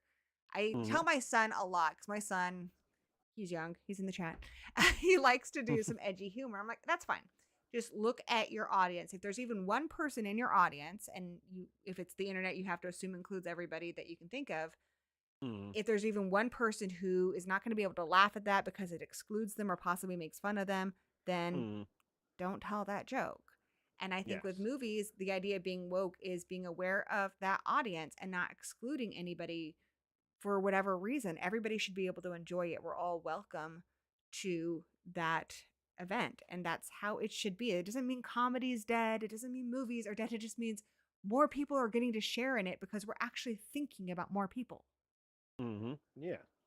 And just to finish answering your question, just like I said, seeing that filmmakers can actually come up with an original story and it be great and fantastic. You don't have to rely on certain tropes like we see in other horror films or other films in general. So that's one thing I really do appreciate, that filmmakers can actually create an original story and actually have come up with a decent horror film or a decent film in general. And as far as what I dislike in film is coming up, like I would say this, the hand that rocks the cradle. Um, I haven't seen it yet. Is it bad? I haven't. I'll just say this, and I was not expecting for I like Mika Micah Monroe. Monroe. Yeah, yeah, Mika. I like her too, and I was not expecting her to do what Rebecca Ramoni did in the original film. And I won't say it's not her fault, and that's the best I can leave it at I mean, that. I just don't know if I want to watch an as my husband put it yesterday. He's like, "Why would I want to watch a hand that rocks the cradle that doesn't have Winston in it?" And I'm like, "Yeah." I mean, same thing with the crow. With the crow, you just can't. Ooh. I've met him by the way, and he is lovely. He's really sweet. Uh, who? Bill Skarsgård. Bill Skarsgård. No, I've met Ernie Hudson. Oh, already So heard. my very Oh, first okay. horror convention, Mm, I had never been to one before. I met Kane Hodder there. I met a few different people. I met Camden Toy, who sadly passed away from Buffy the Vampire Slayer. He was very, very sweet. And mm, these were still kind of new at the time, but I met Ernie Hudson, and I not really, it was the first famous person I'd ever really met. And I told him, I was like, my son was like 6 at the time. I was like, my son is the biggest Ghostbuster fan ever. And to him, mm. you are not an actor. You are an actual Ghostbuster. You are a hero. Yeah. So I said, like, it's a lot bigger than just admiring a character on TV. To him, you're the Mm. real deal. And so I asked him for an autograph to my son, and he wrote to him, he go, "You're a real Ghostbuster." Like, I thought that was really sweet. And That was I've also sweet. met Yeah. some celebrities where, I mean, gosh, I feel like some of them are, the last one I went to, like, you had to pay extra if you just wanted a quote on it. Like, Mm. and they won't even like look at you or whatever. Some of them can be very, which fair enough. You do whatever you got to do to protect your personal space. But Ernie Hudson, I remember he's just like eating a salad, and we went by, and I kind of made eye contact with him, and I felt like bad because the man's taking a lunch break. He's like, "Oh, hey guys!" Like, Mm. he was such a sweetheart. Oh yeah, yeah, yeah. Most, like I said, I think most of them are very, very nice, and they appreciate uh the fans. The horror fans. Like I said, I interviewed Deborah Voorhees twice, and she's always Oh, been she's accommodating. lovely. She's always accommodating. She's very fun. She's She's fun. so Yeah, She is fun. So it's like this, but yeah, yeah, but I don't know if I I like train of thought. character actors a lot. Yeah. Mm. Yeah, I but Oh, sorry. Go ahead. yeah, yeah, but to go on what I dislike, yeah, no, when you see movies like The Hand That Rocks the Cradle, um, the remake Witchboard, um, That one was bad uh, too. yeah, um, The Strangers Chapter 2, Yeah, I saw that one. yeah, it's like this. It's like you guys are not even trying. Like, come on now. I It's feel like like that happens a lot. A lot of times, instead of because I know they have tons of scripts that are original from people who they haven't heard of, but instead mhm, of taking a chance on a new person or a new idea, a lot of mhm, times studios were like, well, this thing from the 90s or 80s was successful, so let's reboot it. Or instead of taking a chance on a new actor, like what I find really annoying right now, and nothing against these performers, I do enjoy them. I'm just sick and tired of seeing Margot Robbie in every fucking thing. I am tired of seeing it's the same 5 people in every fucking movie. Dwayne The Rock Johnson does not need to be in every fucking movie. And he's always just Dwayne Johnson. He's not playing a character. He's just Dwayne Johnson. Same thing. I love Jack Black, but he is the same person in every freaking movie. That's not acting. That's just being Jack Black in a movie. And I love him, but You didn't see Minecraft. You and Dan didn't see Minecraft, did yes, y'all? I just again, Margot Robbie is cast in Wuthering Heights. Did you not read the book? She's supposed to be very dark-haired. She's in her Uh-huh. early 20s. And then Mhm. Heathcliff, they cast that other guy who's in every freaking thing, the Elroydy guy.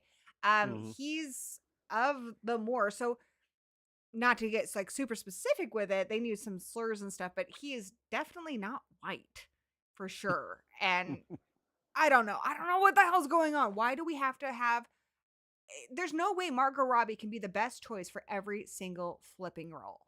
There just You know. isn't. And it's the same thing with Chris Pratt, Ryan Reynolds. They just get overused. And I know there are some very hungry, talented actors out there that are getting overlooked who might be perfect for these parts and give us something different, something we haven't seen before. But if we don't take chances, if we just keep going with, well, we know what we get when we get Dwayne Johnson, then we're just Mhm. going to keep getting the same shit over and over again. I know, yeah. That's one of the things I do agree with some of these, to some of the videos I see some of these grifters say when it comes to Hollywood. I said, yeah, that's because we don't see any original ideas anymore. Same with It's Pedro true. Pascal. It's like this. See here with Pedro Pascal. I don't know why Hollywood's falling in love with him. Not that I have anything against him. He I was on thought he Buffy the was. Vampire Slayer for one episode. And he was in a Law and Order episode. I don't know I why have he's nothing. in everything.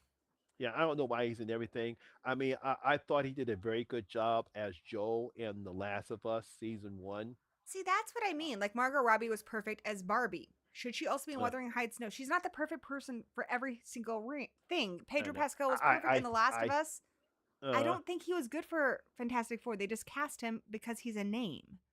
That guy uh who's becoming really popular right now because he was in Stranger Things, mm, Eddie. They're putting him oh, in everything. He was in Fantastic Four. Like, Joseph uh, Quinn. honey, if you got to put blue contacts in the man and bleach his hair, you're working too fucking hard. There are plenty of men who have blue eyes and blonde hair. Or just accept that he doesn't look like that. You're working. They did the same thing with Jessica Alba. Babe, if you got to get them contacts and hair to look like a normal person, Mm. maybe cast somebody else. I, Just I throwing think it out there.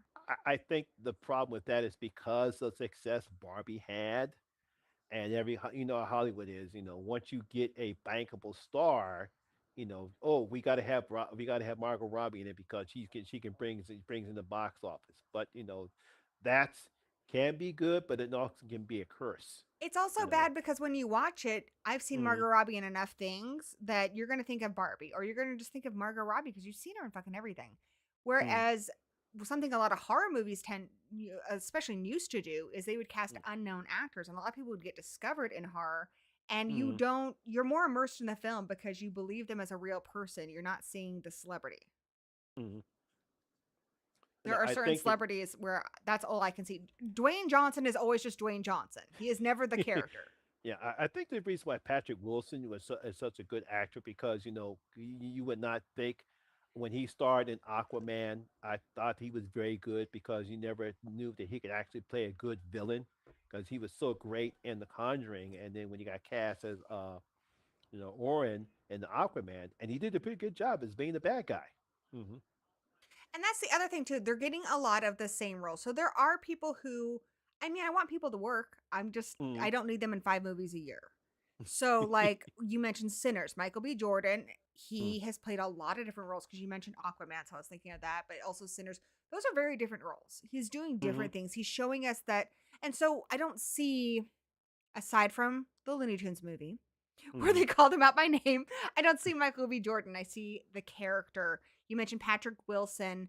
Hmm. Um, he was in Watchmen. He's on a lot of things that I usually forget Patrick Wilson and I see the character. Uh-huh. But there are a lot of people where I feel like they're not even trying. They're just like, well, we just want them to be themselves in this movie. And it's not Mhm. Jack Black's fault. That's what he's hired for. I've Mhm. seen him in other things where he's fantastic, like early in his career in High Fidelity, but they don't want to cast him for that. They just want him to Mhm. do the Jack Black thing again. As a performer, I'm sure that's very boring. uh, That yeah, was my because rant. it's yeah, I know. It's because I think I did a rant. I can't remember when I think I did a rant. It might have been I ranted about something. I can't remember what movie I ranted about. Uh, Was it The Hand That Rocks the Cradle? You said you didn't like that. no, it wasn't that though. I didn't rant about that. It could have been the Strangers chapter 2. I Oh, might it have would ranted. deserve it. That was Yeah, no. I ridiculous. I What? yeah, I Why did think it pause for a whole creature feature in the middle? What the heck? I I don't think I have time did for do the this. I think I did a rant on that because I'm like, what the hell? What the? What are you guys doing? None of that movie made any And sense whatsoever. again, I feel like they just hired Rennie Harlan as the director, even though I don't think he knows what he's fucking doing with this franchise. Pardon my French. Hmm. But they just hire him because he's a name. He's done some things in the past where there's probably a lot of hungry directors who could have given us a really great Uh-huh. reimagining of The Strangers. But this guy's just checking off the boxes of what he thinks You he's know, supposed to do. and I felt sorry for Madeline Tetch because she was the only good thing in the whole picture, but she's Yeah, stuck in a she's stuck in a horrible film. it's not her fault, and she's Mm-hmm. early in her career, and I think she's taking the opportunities as she can get them. Um, Mm-hmm. and again, like Mr. Flicksher mentioned Mark Hamill on the Long Walk. He's playing such a different character than like Oh Luke yeah. Skywalker. I Mm-hmm. think if I were a performer, if I were an actor, I would want to be unrecognizable in between roles. Mm-hmm. I would want to transform into those roles. And I don't mean like with prosthetics and stuff. I just mean like it's a completely different performance. Uh, There are some people, I think the really talented actors, someone that comes to mind is Anya Taylor-Joy. Like she's in oh a lot yes. of things too, but she's almost never the same character.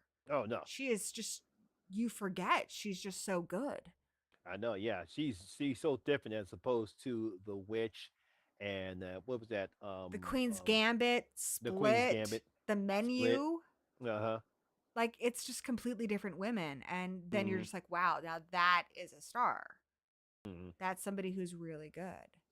Uh, So I want more of that. Hey, Ariel, mm. what's up, girl? Hey Ariel. But what I do like, and I know a lot of people, when people complain about movies being woke, I think what they're really complaining about is they are resistant to change because for the longest time, cinema was dominated by middle-aged white guys. Mm-hmm. That's why we have middle-aged white guys as all our superheroes, but all the women have to be like in their early 20s and super skinny. There's just not as many opportunities for women, but they'll try and tell me that Liam Neeson can take down a wolf with his bare hands. Bull fucking shit, he can. I have a better chance of doing that. Mm-hmm. At any rate, I could rant about that for forever, but they're really just resistant to change. They're like, well, they like the movies they've got, but even though I think some of those middle aged white guys have done a good job of telling stories about people of color or about women, it's not quite the same as when a woman actually tells her own story. Or Mm-hmm. like Get Out, that couldn't have been written by a white guy. There's just no fucking way. You have to No. live it. Ugly Mm-hmm. Stepsister could not have been written by a man. It's so intimately female. Mm-hmm. And I'm really annoyed that people have really turned on Mark Duplass, who was also at HorrorCon, by the way, and is lovely. He just Mm-hmm. started a fund for trans filmmakers, and I think that's incredible. Oh How yeah. are we going to get different stories if we are not willing to let different people tell them? I know, and I think that's one of the problems some of these grifters have Yeah. is because once they see things that they don't like, whether it's a female led or it's a female led antagonist, or if it's a African American woman, because Ironheart got so review bombed because the lead character was an African American woman, and Yeah. African American woman. Not that they didn't watch the show, they didn't say anything other than the fact that oh no, she's black. It's DEI. It's all this other crap that they always like to say. It's like no, the show is actually pretty good. They're pretty good. Yeah, because I thought Dominique Wilkins, not Dominique, Dominique, I forget her last name. I thought she did a pretty good job as playing Riri Wilson. Very different type of and protagonist, because it seemed like she never learns from her mistake. When asked, "Why did you build a suit of armor?" He said, "Because I could." Because she's supposed, she has a very high IQ, and unfortunately, unlike in the comics, it's not like in the comics where she actually meets Tony Stark. It's after when Tony Stark dies in after he is killed in Avengers Endgame. That's when Riri Wilson comes into the play. So she has nothing to do with Tony Stark. She just happens to build a suit of armor because she's just as intelligent as Tony Stark is. But you know how these some of these nitwits they don't care. It's like, oh no, she's black, she's not a man, so we A gotta hate lot on of times I hear like, well, women just on average are not physically stronger, which is not true. I'm bigger than quite a few men. her. And if it comes down to just physical size, I am bigger than a lot of men. I also know really, really tiny guys. Like they showed Jet Li, and nobody doubts that he can do that stuff. Jet Li is much tinier than me, people. Hmm. What makes the difference is he has fighting skill, and a woman can also have fighting skill. You can train a woman to as well. Like I thought Hmm. Peacemaker, the second episode, I can't remember the character's name, but the blonde gal in it, Yeah, I know what you're talking about. yeah, Yes. she's got fighting skills, so she kicks a bunch of people's asses, and I think that is what makes the difference. Also, a lot of these movies, people have weapons. With a weapon, Hmm. it doesn't really make a difference what your size is, but so many movies have told us that women can't do these things, and yet the thing that really drives me crazy is this. Especially if you look at movies like Suicide Squad, Elektra, they're like, okay, well, women can't do this because they're more fragile, but if they're gonna do it, let's put them in lingerie because that Hmm. makes sense. Like, give her some freaking armor. Like, don't make her freeze her ass off in the rain. Poor Margot Hmm. Robbie. Yeah. What are you gonna do? Yeah, I can't wait for Halloween on Friday. I'm gonna go grab my dog. Hmm. Hi, baby. Hey, Robo. You can close the door. They just want their mama. Hmm. Yeah, it's okay, babe. Thank you. Hey, that's Robo. Helping. My dogs missed me. Oh. But yeah, I like that we are starting to see more people pushing for more inclusivity, and even in shows and stuff, just more diverse casts. And I think it's getting to the place where they don't make it like a big deal every time either. It used to be like if there was a gay character, there'd have to be like a very special episode of something, but now it's Hmm. just we kind of accept that. So Yeah. No. Yeah. It's that is a trend I becoming. like. Yeah. Yeah. It's becoming more mainstream because of we actually have there's more trans people, there's more gay people, there's more mixed couples. Yeah. There's more mixed races. Coming out. So this is all normal, and I think these middle-aged white guys, I guess they are for some reason I think they think they're being left out. You're not being left out. You It's still just have the majority. I have a you list know. on Letterbox of female directed horror movies.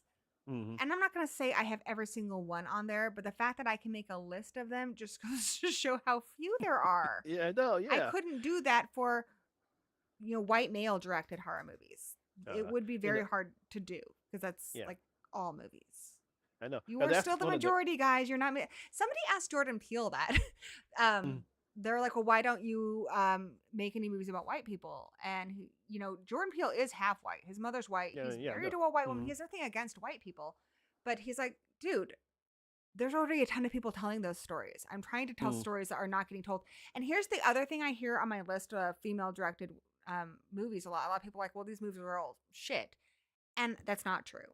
But mm, what I will say is a lot of them are extremely low budget because companies, a lot of them have to be indie, but companies are really reluctant to give a woman a decent budget to make a film. A movie's going to mm. look a lot better when it's got money behind it. And that's what Jordan Peele says is even though like he doesn't try to claim that he is the only black filmmaker, he is one of the few who gets a good budget.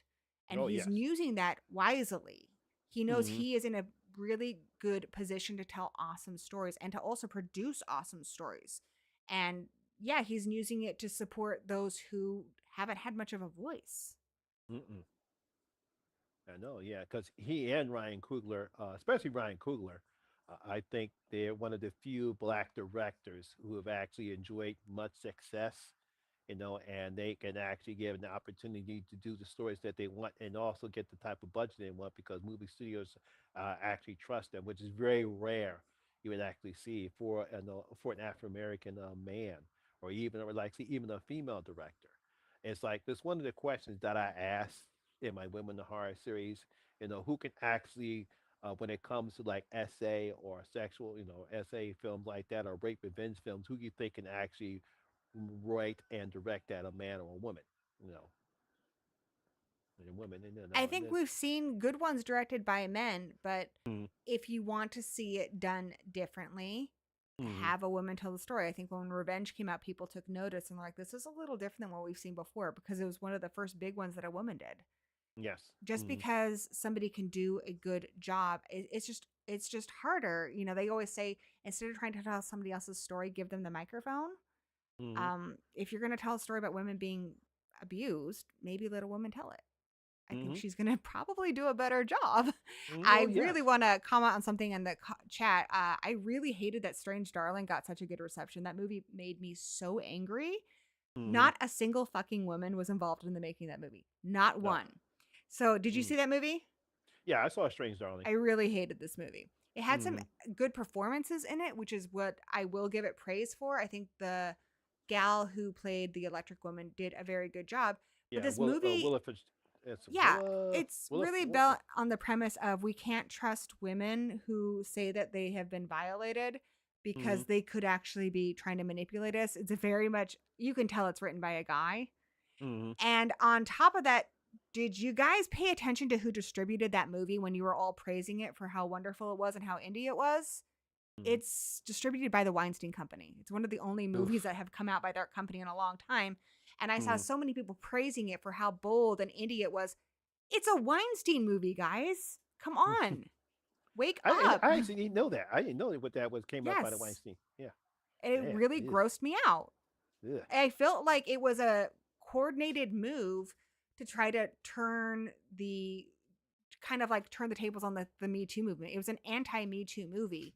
Mm-hmm. And I thought I might be reading too much into it, but it's distributed by the Weinstein Company.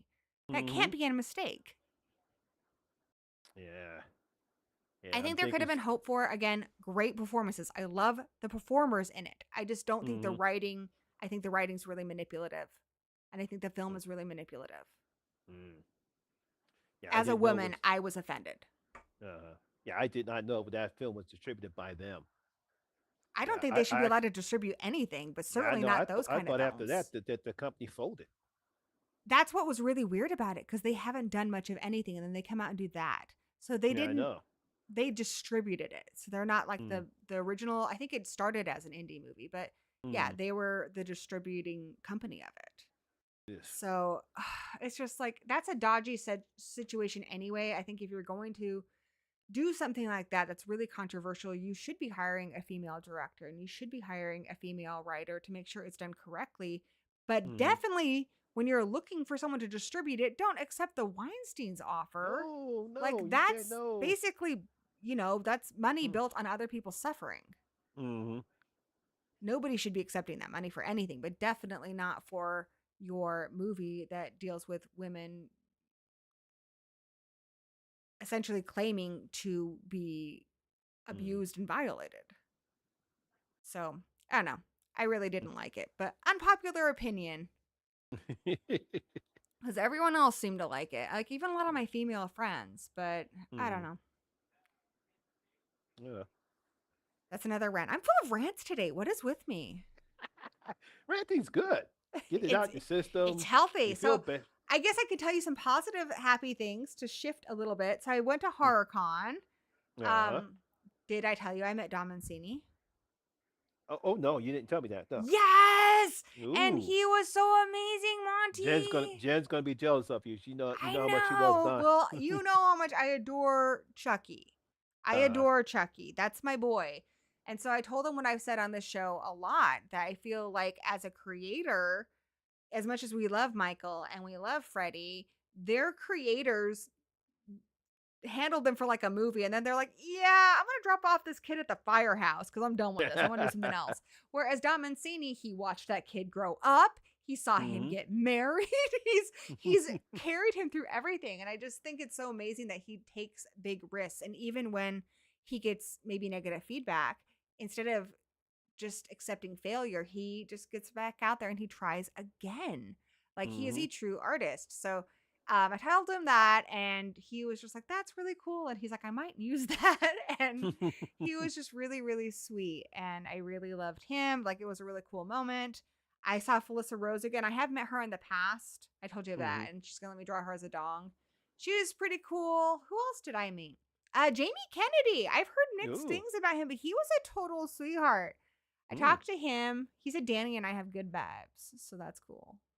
Uh, but yeah, I'd love to interview him sometime because I know a lot of people are like he's kind of a wild card, but I feel like him and I get along. He's cool. Mhm. They had so many people at this convention. I wanted to meet Chris Sarandon, but I didn't get to meet him in time. I did meet Charisma Carpenter and Emma Caulfield. Who else Mhm. did I meet?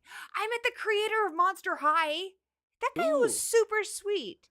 Mhm. I love meeting the creators of things because they actually have information about stuff. But that guy was super sweet. Danny and I have recently gotten into Monster High, which I describe as My Little Pony for spooky people. It's just really fun. And Yeah.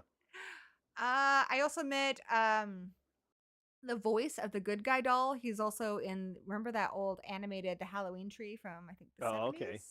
70s? That guy was pretty cool.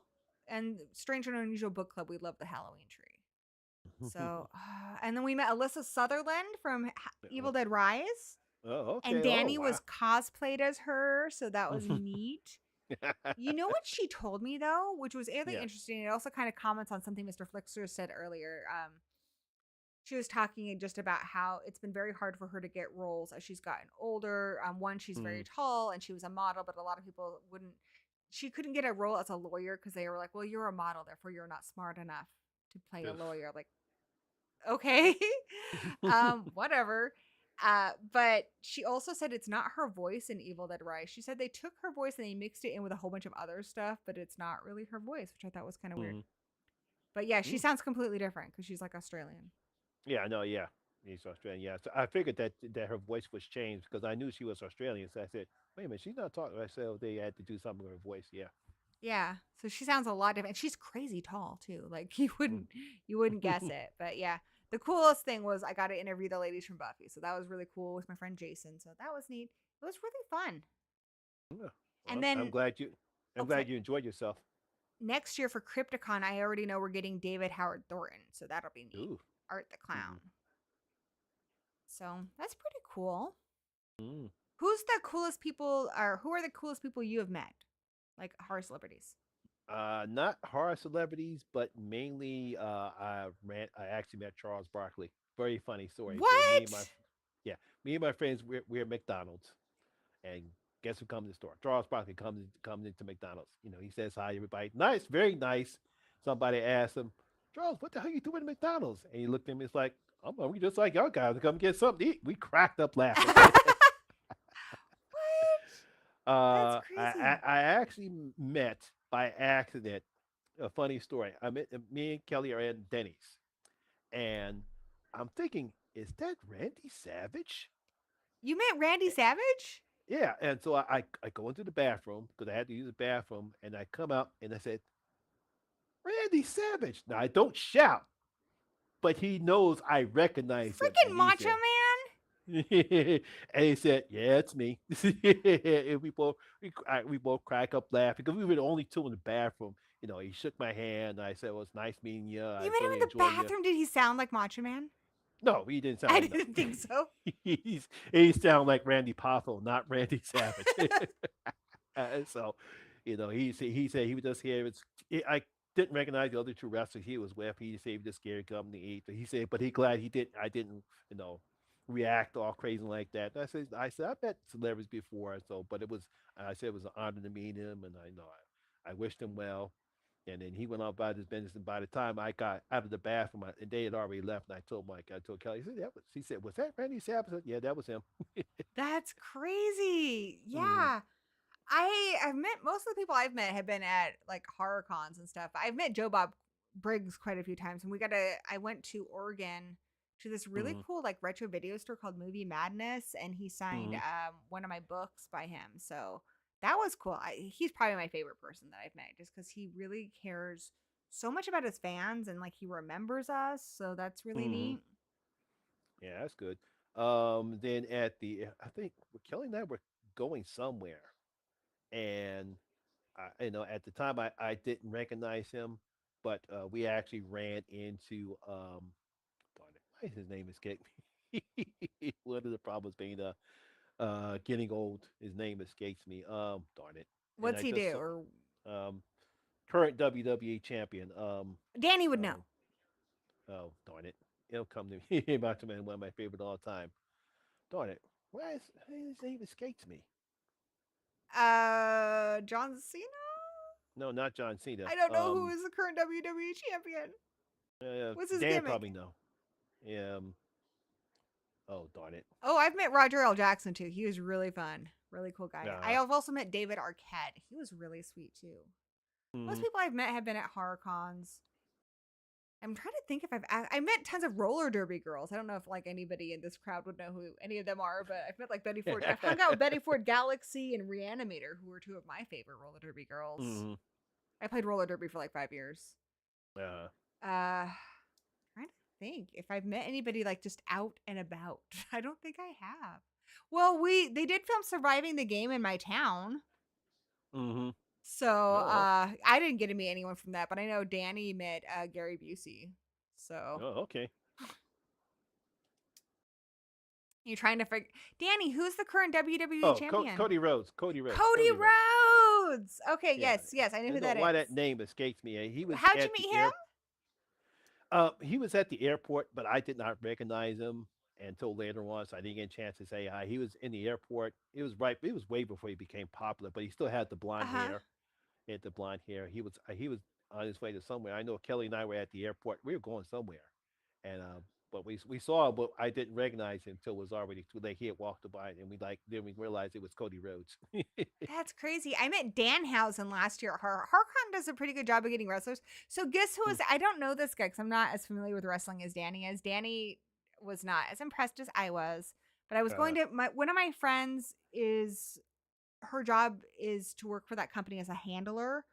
And for mm-hmm. some reason, she always gets the wrestlers. So last year, she was Danhausen's handler. I know who Danhausen is, but uh, this year she had the Boogeyman, and he was uh, all in his face paint and stuff. And I had Chucky contacts in, so they were really like light blue. And he's like, "I uh, like your eyes." I'm like, "We have the same eyes." So we were just having fun talking, and I was like, "He's really cool. I like him. He's one of my new favorite wrestlers now." And Dan's like, "He's not that good of a wrestler." I'm like, "Shut up." I adore him. They also had uh, Darby Allen and they had a few other people this year. But mm, I like the Boogeyman guys because he was a super nice person. mm, His face paint was cool. I love cool face paint. yeah, yeah, Who yeah. would So you like to meet that you haven't met?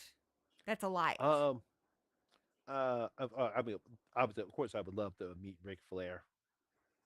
Um, Woo! I probably love to meet. broke your Yeah, yeah, headphones. that's okay. Love to meet Ric Flair, John Cena. You know, John Cena. You know he's done more Make a Wishes than anybody else. I know, He seems like a real sweetheart. I know. My wife would love to meet The Rock. The She would love to Rock. meet. Yeah, she would love to meet Dwayne Johnson. That would be cool. That would be uh, cool. yeah, yeah, yeah. I met some important people in my life. Important me in life. Very cool. I met Bridget at last year's Fright Fair. Okay. Gosh, they also had the lady who was the body double for Janet Leigh in Psycho. That lady Mm-hmm. was really interesting. She was on a cool panel. They had so many people. They had PG Souls. They had Linda Blair. Mm-hmm. HorrorCan got a lot of people. Of course, it's hosted by Cassandra Peterson, Elvirus. I've met her. I think Mm-hmm. the person I haven't met that I would really like to meet, I would really like to meet Amber Benson, who played Tara in Buffy. Mm-hmm. Obviously, Sarah Michelle Gellar. Yeah. But Yes. I'm also nervous because like I love that show so much. Like Mm. I would be so brokenhearted if she wasn't very nice. I'd love to meet Nev Campbell, and I think honestly, Bruce Campbell might be the top of my list. And Everybody actually, I know has met him, but me. Oh, and Drew Barrymore. I just adore Drew Barrymore. I've always liked her. uh, A lot of people I know have met her and said she's super sweet, but I've never met her. Oh, that's right. Dustin Rhodes was there. oh, okay. Yep. But he wasn't dressed as Gold Dust, so I was just like, whatever. Yeah. No, I would love to meet Eliza Dushku. I was a huge Faith Me fan. too. Me too. I've I would heard love to she's meet. really cool. Uh, And because she's I was also a done huge. horror too. So she was in Soul Yeah, no. Survivors and Wrong Turn. So Yeah. I would love to meet her because I was a huge Faith fan. is that your favorite character from Buffy? Oh yeah. Oh yeah. Yeah, Definitely I my would favorite love to character. meet her. That's one of the reasons why I took that interview. I mean, obviously just because it's amazing, but I Mm, do interviews at Crypticon typically, and usually HorrorCon I just go as just everybody like I just go there for the con. mm, But at Crypticon I do panels there. So the panels, it's like 3 to 4 or 5 people, and it's just kind of like what we do here.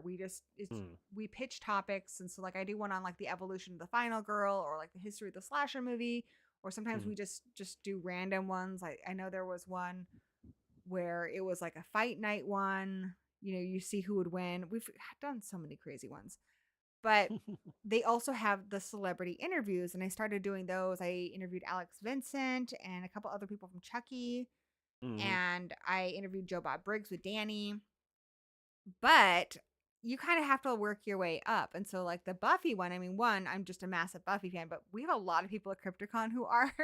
So mm, I'm hoping if we ever get anybody else from Buffy, like, Eliza Duskey or Claire Kramer, I'm mm. hoping because I've already interviewed somebody, like I might get the edge. But if not, that opportunity alone was amazing. So Yeah, because I would love to interview Claire Kramer. I like she to say seems so how sweet. I said how was it playing Glory in those heels?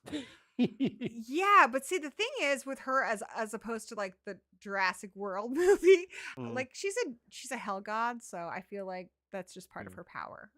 mm, But yeah, I couldn't do it. She looked mm, incredible though, and I think the reason why Glory was such a cool villain is because Buffy had always gone against these like monsters and stuff, but to go against mm. another tiny blonde girl who's also hella Uh, strong, it was kind of like a mono type I know. situation. Yeah, that's why I love the season. What's that? Season 5. Season 5, yeah. Yeah, season 5. That's why I love that because I thought she was one of the best and toughest villains Buffy ever went up against. And also like Buffy, Sarah Michelle Gellar, she had such great comedic timing. Mm-hmm. She had just this great mix of like being really fierce and scary, Mm-hmm. but also funny when she wanted to be. Mm-hmm. So I really loved her. How do you feel about the Buffy reboot? Um, it's going to happen. My whole thing when it comes to It's coming out next reboots, year. yeah, when it comes to reboots, reimaginings, whatever you want to call them, it's what Hollywood does now. It's what I said in The Hand That Rocks the Cradle. It's what Hollywood does now. When there's, they can't come with anything original, so they have to go back and say, "Wait a minute, let's look at the trash here. Oh yeah, this show. Yeah. Let's The let's try this again. Oh wait a It minute. seems Oh, like that's that. every Nope. show is getting a reboot, and some of them Yeah. have been bad, you Hmm. know. Some of them have been poorly received, and but like Scrubs is getting one, Malcolm in the Middle I think is getting one. Oh boy. Like Roseanne got one. The only thing with the Buffy one, they tried to do a Buffy one a while ago, Yeah. and this No. was Yes. before Joss Whedon got canceled. So a lot of people were like, "Well, why? The man's still alive." But I also feel like they were kind of missing the point. It Hmm. was when they had done the Charmed one, and the Charmed one, I think when you're doing a reboot, you should try to bring back some of the original people. And I don't Hmm. think it's necessarily bad that they went a different way with it and they cast, people of, color in their roles, but they completely ignored the original show. Like they should have brought them in somehow. And I think that's why Uh, people were largely disappointed. I know But a friend. Yeah, I have a friend in Australia who's a huge Charm fan, and mhm, when that got rebooted, she was not happy at all. She said, yeah, and and I just feel like it wasn't very genuine. Like they weren't doing it because they genuinely cared about diversity. They thought, well, this will make it popular. And they wanted hmm, to do that with Buffy. So the original pitch was that yeah, it was going to be a Slayer named Buffy, but she'd be black. And I'm like, that doesn't track. hmm, Buffy's history, like what makes her her. She's supposed to be the blonde girl in the movie that dies first. She Yeah. has a lot of privilege that I don't think a black girl in LA, which is where she was originally called, is gonna have. Uh, Any just being a different race, you're gonna have a different experience growing up than Buffy the Vampire Slayer, which is gonna make you a different character.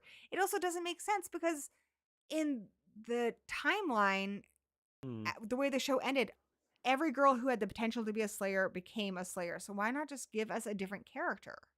mm-hmm. And it would be good too because a lot of the black characters on Buffy got kind of done dirty. Like poor I know. Kendra. Yes.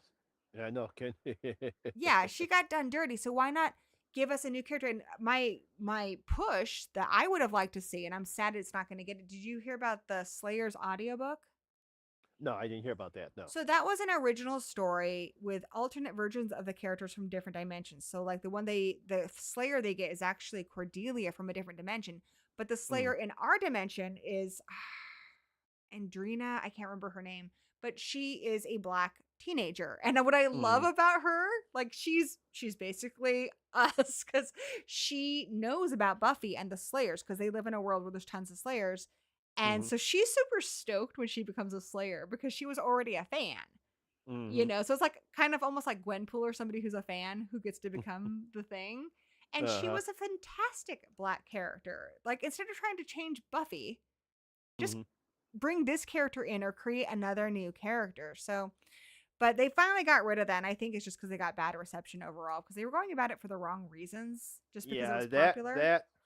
and not that I wouldn't have a problem with that, but for me, I would say that I don't think that's the right way to go with the Buffy character because the way I'm and not to bring it, but I'm pretty sure when Joss Whedon created Buffy, he wanted to take our typical blonde girl always dies first, dumb, not smart, not athletic, and then flip it on to where she's actually a badass person who can kick ass. And Exactly. I think that's why the Buffy character worked, even though it kind of didn't work in the movie because the movie studios wanted to turn it into a comedy and not the serious show that Joss Whedon is able to create with Sarah Michelle Gellar. And there still Yeah. is a need for that character because a lot of people, it's just like what Alyssa Sutherland said. A lot of people think that if you're a pretty blonde cheerleader, you must be a moron because you can't possibly be both. And there's this Mm-hmm. stereotype in movies of the ditzy blonde girl. We never Mm-hmm. see the ditzy blonde girl get to be a hero except for Buffy. Like, Mm-hmm. yeah, she might not be as good at like calculus or something as somebody like Willow, but she Mm-hmm. has a good heart and she is still a heroic character. So, and Mm-hmm. we still need that character, but give us more new characters. I definitely would like. I'm glad that the upcoming cast is more diverse. I want to see that. I Mm-hmm. just think like why change characters we already have? Like just give us new characters, like they did with Spider-Man. They Mm-hmm. didn't make Peter Parker black. They gave us Miles Morales. That's the Yeah. best way to do it. Yeah. That's what I like.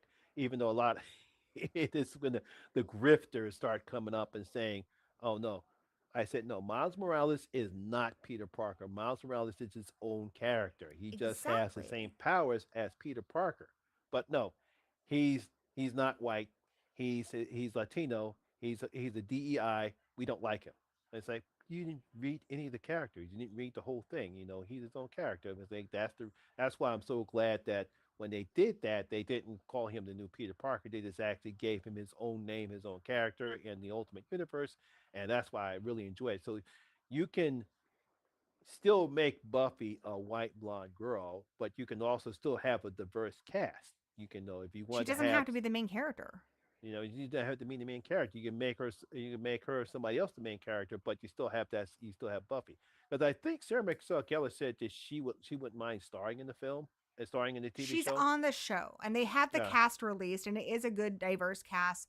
Ryan Kira Armstrong is the new Slayer and they've already said that she's a little yeah, more like Willow. She's more bookish. uh huh. So I'm curious to see how that goes. Buffy is on the show. They haven't confirmed any other former cast members. So I'm wondering Mm-hmm. I think she's going to probably be like mentoring this new Yeah, Slayer. because I remember her. Yeah, 'cause she was in the unfortunately that terrible Firestarter remake. But she was good in It Chapter 2 Yeah, and she was. she's Mm-hmm. and she's been good in other things too. I think she's just poorly directed in the Firestarter movie, but She's been in stuff where she's good. And I loved this it was like a live stream they showed on YouTube where Sarah Michelle Gellar called her up on a video chat and she's like, Mm-hmm. how do you feel about helping me save the world? And the actress is just kind of like processing for a second. She's like she realized she got the part and she just starts crying. So I like that she's passionate about it and I think it's going to be really good. And if you're going to do it differently because that is one thing I would say is not great about Buffy. I mean, it was very forward in representing LGBT um, you know, couples. I think it was the first time there was like an actual romantic kiss on TV. They were the longest running for the longest running couple. But Yeah. in Yes. other ways, I mean, they still fridged Tara. And yeah, it's as far as diversity, come on, guys. I know Mm. Sunnydale is in LA, but it's supposed to be pretty close to LA. There is no way it's that white. There's just no way. I've been to California. It's not that white. So I'm glad we're getting a more diverse cast. It's like I said, it's something I absolutely want. But it's just Mm. like when in the 90s they were going to make the Blade movie and they wanted to make him white. Like that changes the character completely. Oh no, oh boy, trust me, that would have got a huge backlash because Oh, you made absolutely. because I think Marv Wolfman, I forgot the other guy who created Blade for a Tube of Dracula. They purposely created him black was because of the black exploitation films that came out at the time, and they decided to create the Blade character because they wanted the black character in there. You know. Ooh, did you see Blade versus Buffy on Death Battle? I saw it. I did not. I didn't watch it, but I saw. It. I said, "What is this interesting? Blade versus Buffy? Ooh, You should check it I out. admit that I gotta check that out." Yes. You should check it out. But yeah, I just like I think Miles Morales is a great example because you can see how him being half Latino, half black, and also just where he lives, all of those things factor into who you are. Mm-hmm. Living in a city, living, growing up mixed race, a whole bunch of things are part of his heritage. And you Mm-hmm. can't just make Peter Parker that. 'Cause that's not Peter Parker. Peter Parker lives in Queens with his aunt and he's had certain privileges that Miles Morales hasn't had. Yep. It makes Mm-hmm. you completely different. But I Mm-hmm. think Miles Morales is a very interesting character. I think they're both wonderful. I'm glad we have both. Do you think Wow. vampires have bad breath? I mean, in some mythologies, they don't even breathe unless they Yes. want to. Mm-hmm. In Twilight, they're basically stone and their breath is supposed to be really enticing to draw you in. So definitely Mm-hmm. not in that one. Yeah. 'Cause it depends. I know because I know I don't know if you ever watched The Strain, which is I a haven't. Is it decent. good? Oh, it's decent. Oh yeah, yeah. Different take on the vampire mythos because they're Uh-huh. called Strigoi. Oh, More like based. in Vampire Academy. Yeah. No, I don't know if not in Vampire Academy because They're called they're Strigoi in that. yeah. But they have like Cause a they Russian heritage. oh, okay, brushing hair. No, this is different take on vampires, but they still have the same weaknesses. But when they attack you, they have this real elongated tongue that attaches to your throat, and they suck your blood out that way. If you ever, That's like if you, ever- Carnage. oh yeah, like a little bit like Carnage, yeah. But you ever get a chance, yeah, definitely watch the Strain because I've Oh, I'll been check that out. rewatching it with 'cause I'm on this new panel with Mercy Hyde, and they always watch the Strain, and we was watching that to how great that was. Yeah, so yeah, yeah. I'm Check that pretty out. sure they. I don't think they have bad breath because they don't breathe at Yeah. all. It depends upon who's ever writing it and the mythos. And it also depends because, like Lestat, when he comes back after being Mm. dead in Interview with the Vampire, like he looks like he got some stanky breath. And like the vampires in Blade 2, which I still think is one of the best examples of mixing practical effects with CGI. They look incredible. They look uh, like they got some bad breath. as a matter of fact, the Reapers almost look similar to the Strigoi and the Strain. Yeah. Uh, but the whole, but the whole what you call them doesn't open up like that. They just have this real Ah, elongated tongue that opens up, but not like the Reapers in Blade 2. Yeah, but if you want anything similar to what the Surgoid look like in the Strain, it's the Reapers in Blade 2. but like you mentioned, Celine. I don't think she even has breath. Probably just smells like earth or dirt or rock. Mm, I don't know. Do you have a no, no. favorite vampire? Other than Dracula? I mean, Dracula's the man. I bet Yeah, yeah. Dracula has, I don't know. He looks like when he's Gary Oldman with the wig, Mm-hmm. I bet he has bad breath. Oh, wait, Yes. they even say that in the novel. They say Mm. he has bad breath. So some of Yes, them I do. do, dude. That's a Yeah. pretty, you're opening it up pretty big there. Mm, yeah. Dude, I would say other than Dracula, it would have to be Victor from the Underworld series. that's a good one. Bill Knightley, he's fantastic He as is Victor. really good. I know. Yeah, I also loved him in like Shaun of the Dead. Mm-hmm. I mean, I'm gonna have to go Buffy or Angel and Spike because Mm-hmm. You know what's really cool? I have this picture my mom got me in the hallway, and it's Mm-hmm. got like every vampire from everything. There's so many on Ooh. there. Ooh. Like they even have Count Duckula. I adore him. And Bunnicula. They have uh, like every vampire ever. There's been a couple I've thought of where I'm like, oh, they're not on there, but like it's got everything. It's got, Blade, it's got Blackula, it's got the giant lady from the village in Resident Evil, it's got mm-hmm. Lestat. It's got so many. Oh man.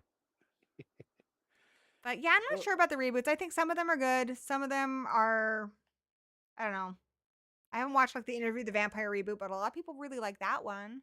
yeah, A lot of people liked I Roseanne. haven't watched it either, but yeah, a lot of people really enjoyed it. They said it definitely sticks a lot closer to the source material than the movie Tom Cruise was in. Mhm. I Uh, love that movie though.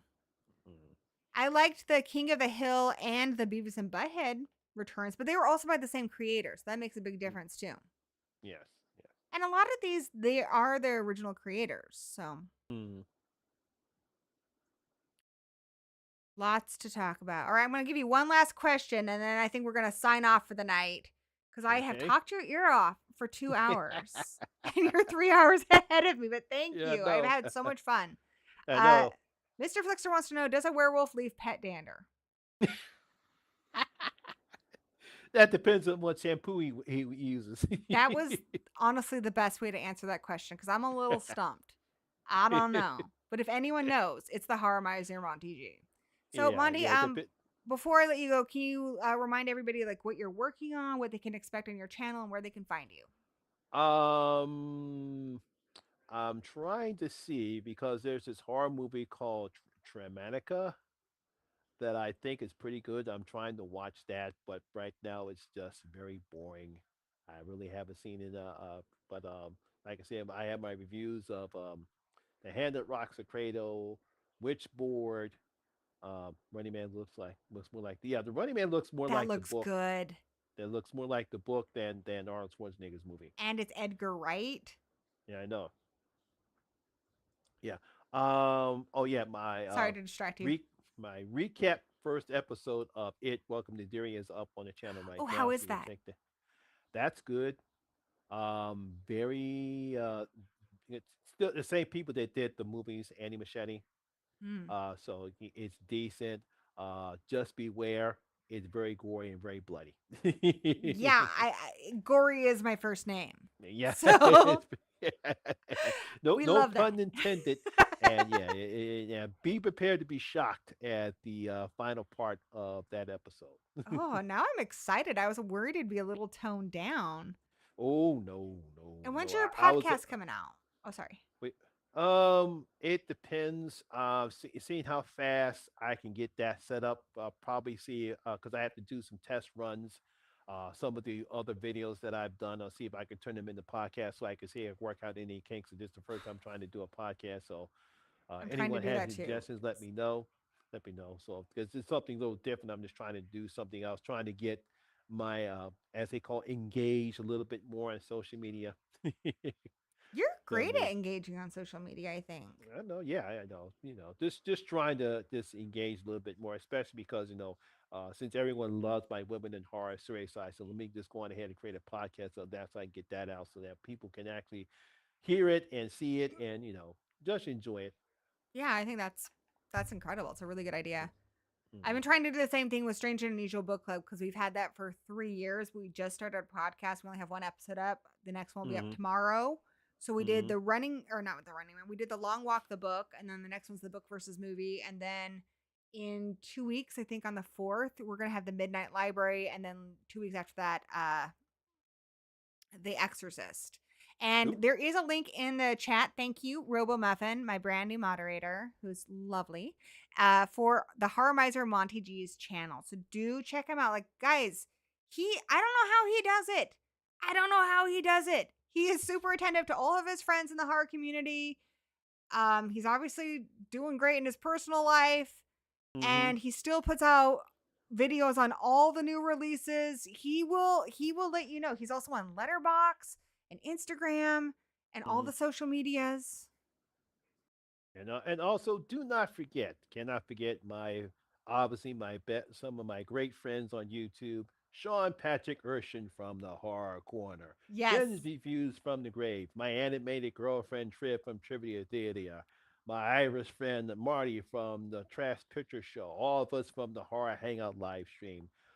More than likely, we'll have our next live stream coming up in November, so don't forget to check that Very good. out. Whose channel is that on? Or do you guys have your own channel for that? We rotate either between myself or Sean, or when Marty wants to do it, when he has something he wants to talk about, me and my host it. So the next, since Sean hosted the last one, I probably will host this one coming up. I mean, if you want to come on, you're more than welcome to join us because we'd Oh, I love to love have that. you on. I love Because I that. know if you get on there, you Trip and Jen will probably have a great I time. love Jen. I've not gotten to stream with her in a really long time. It's been a long uh, time. Marty mhm, is actually the voice. If you watch my Leprechaun review, he does the voice of Brewster, the dog, uh-huh. Yeah, who's yeah, I for some recognize reason him. Irish. I don't know.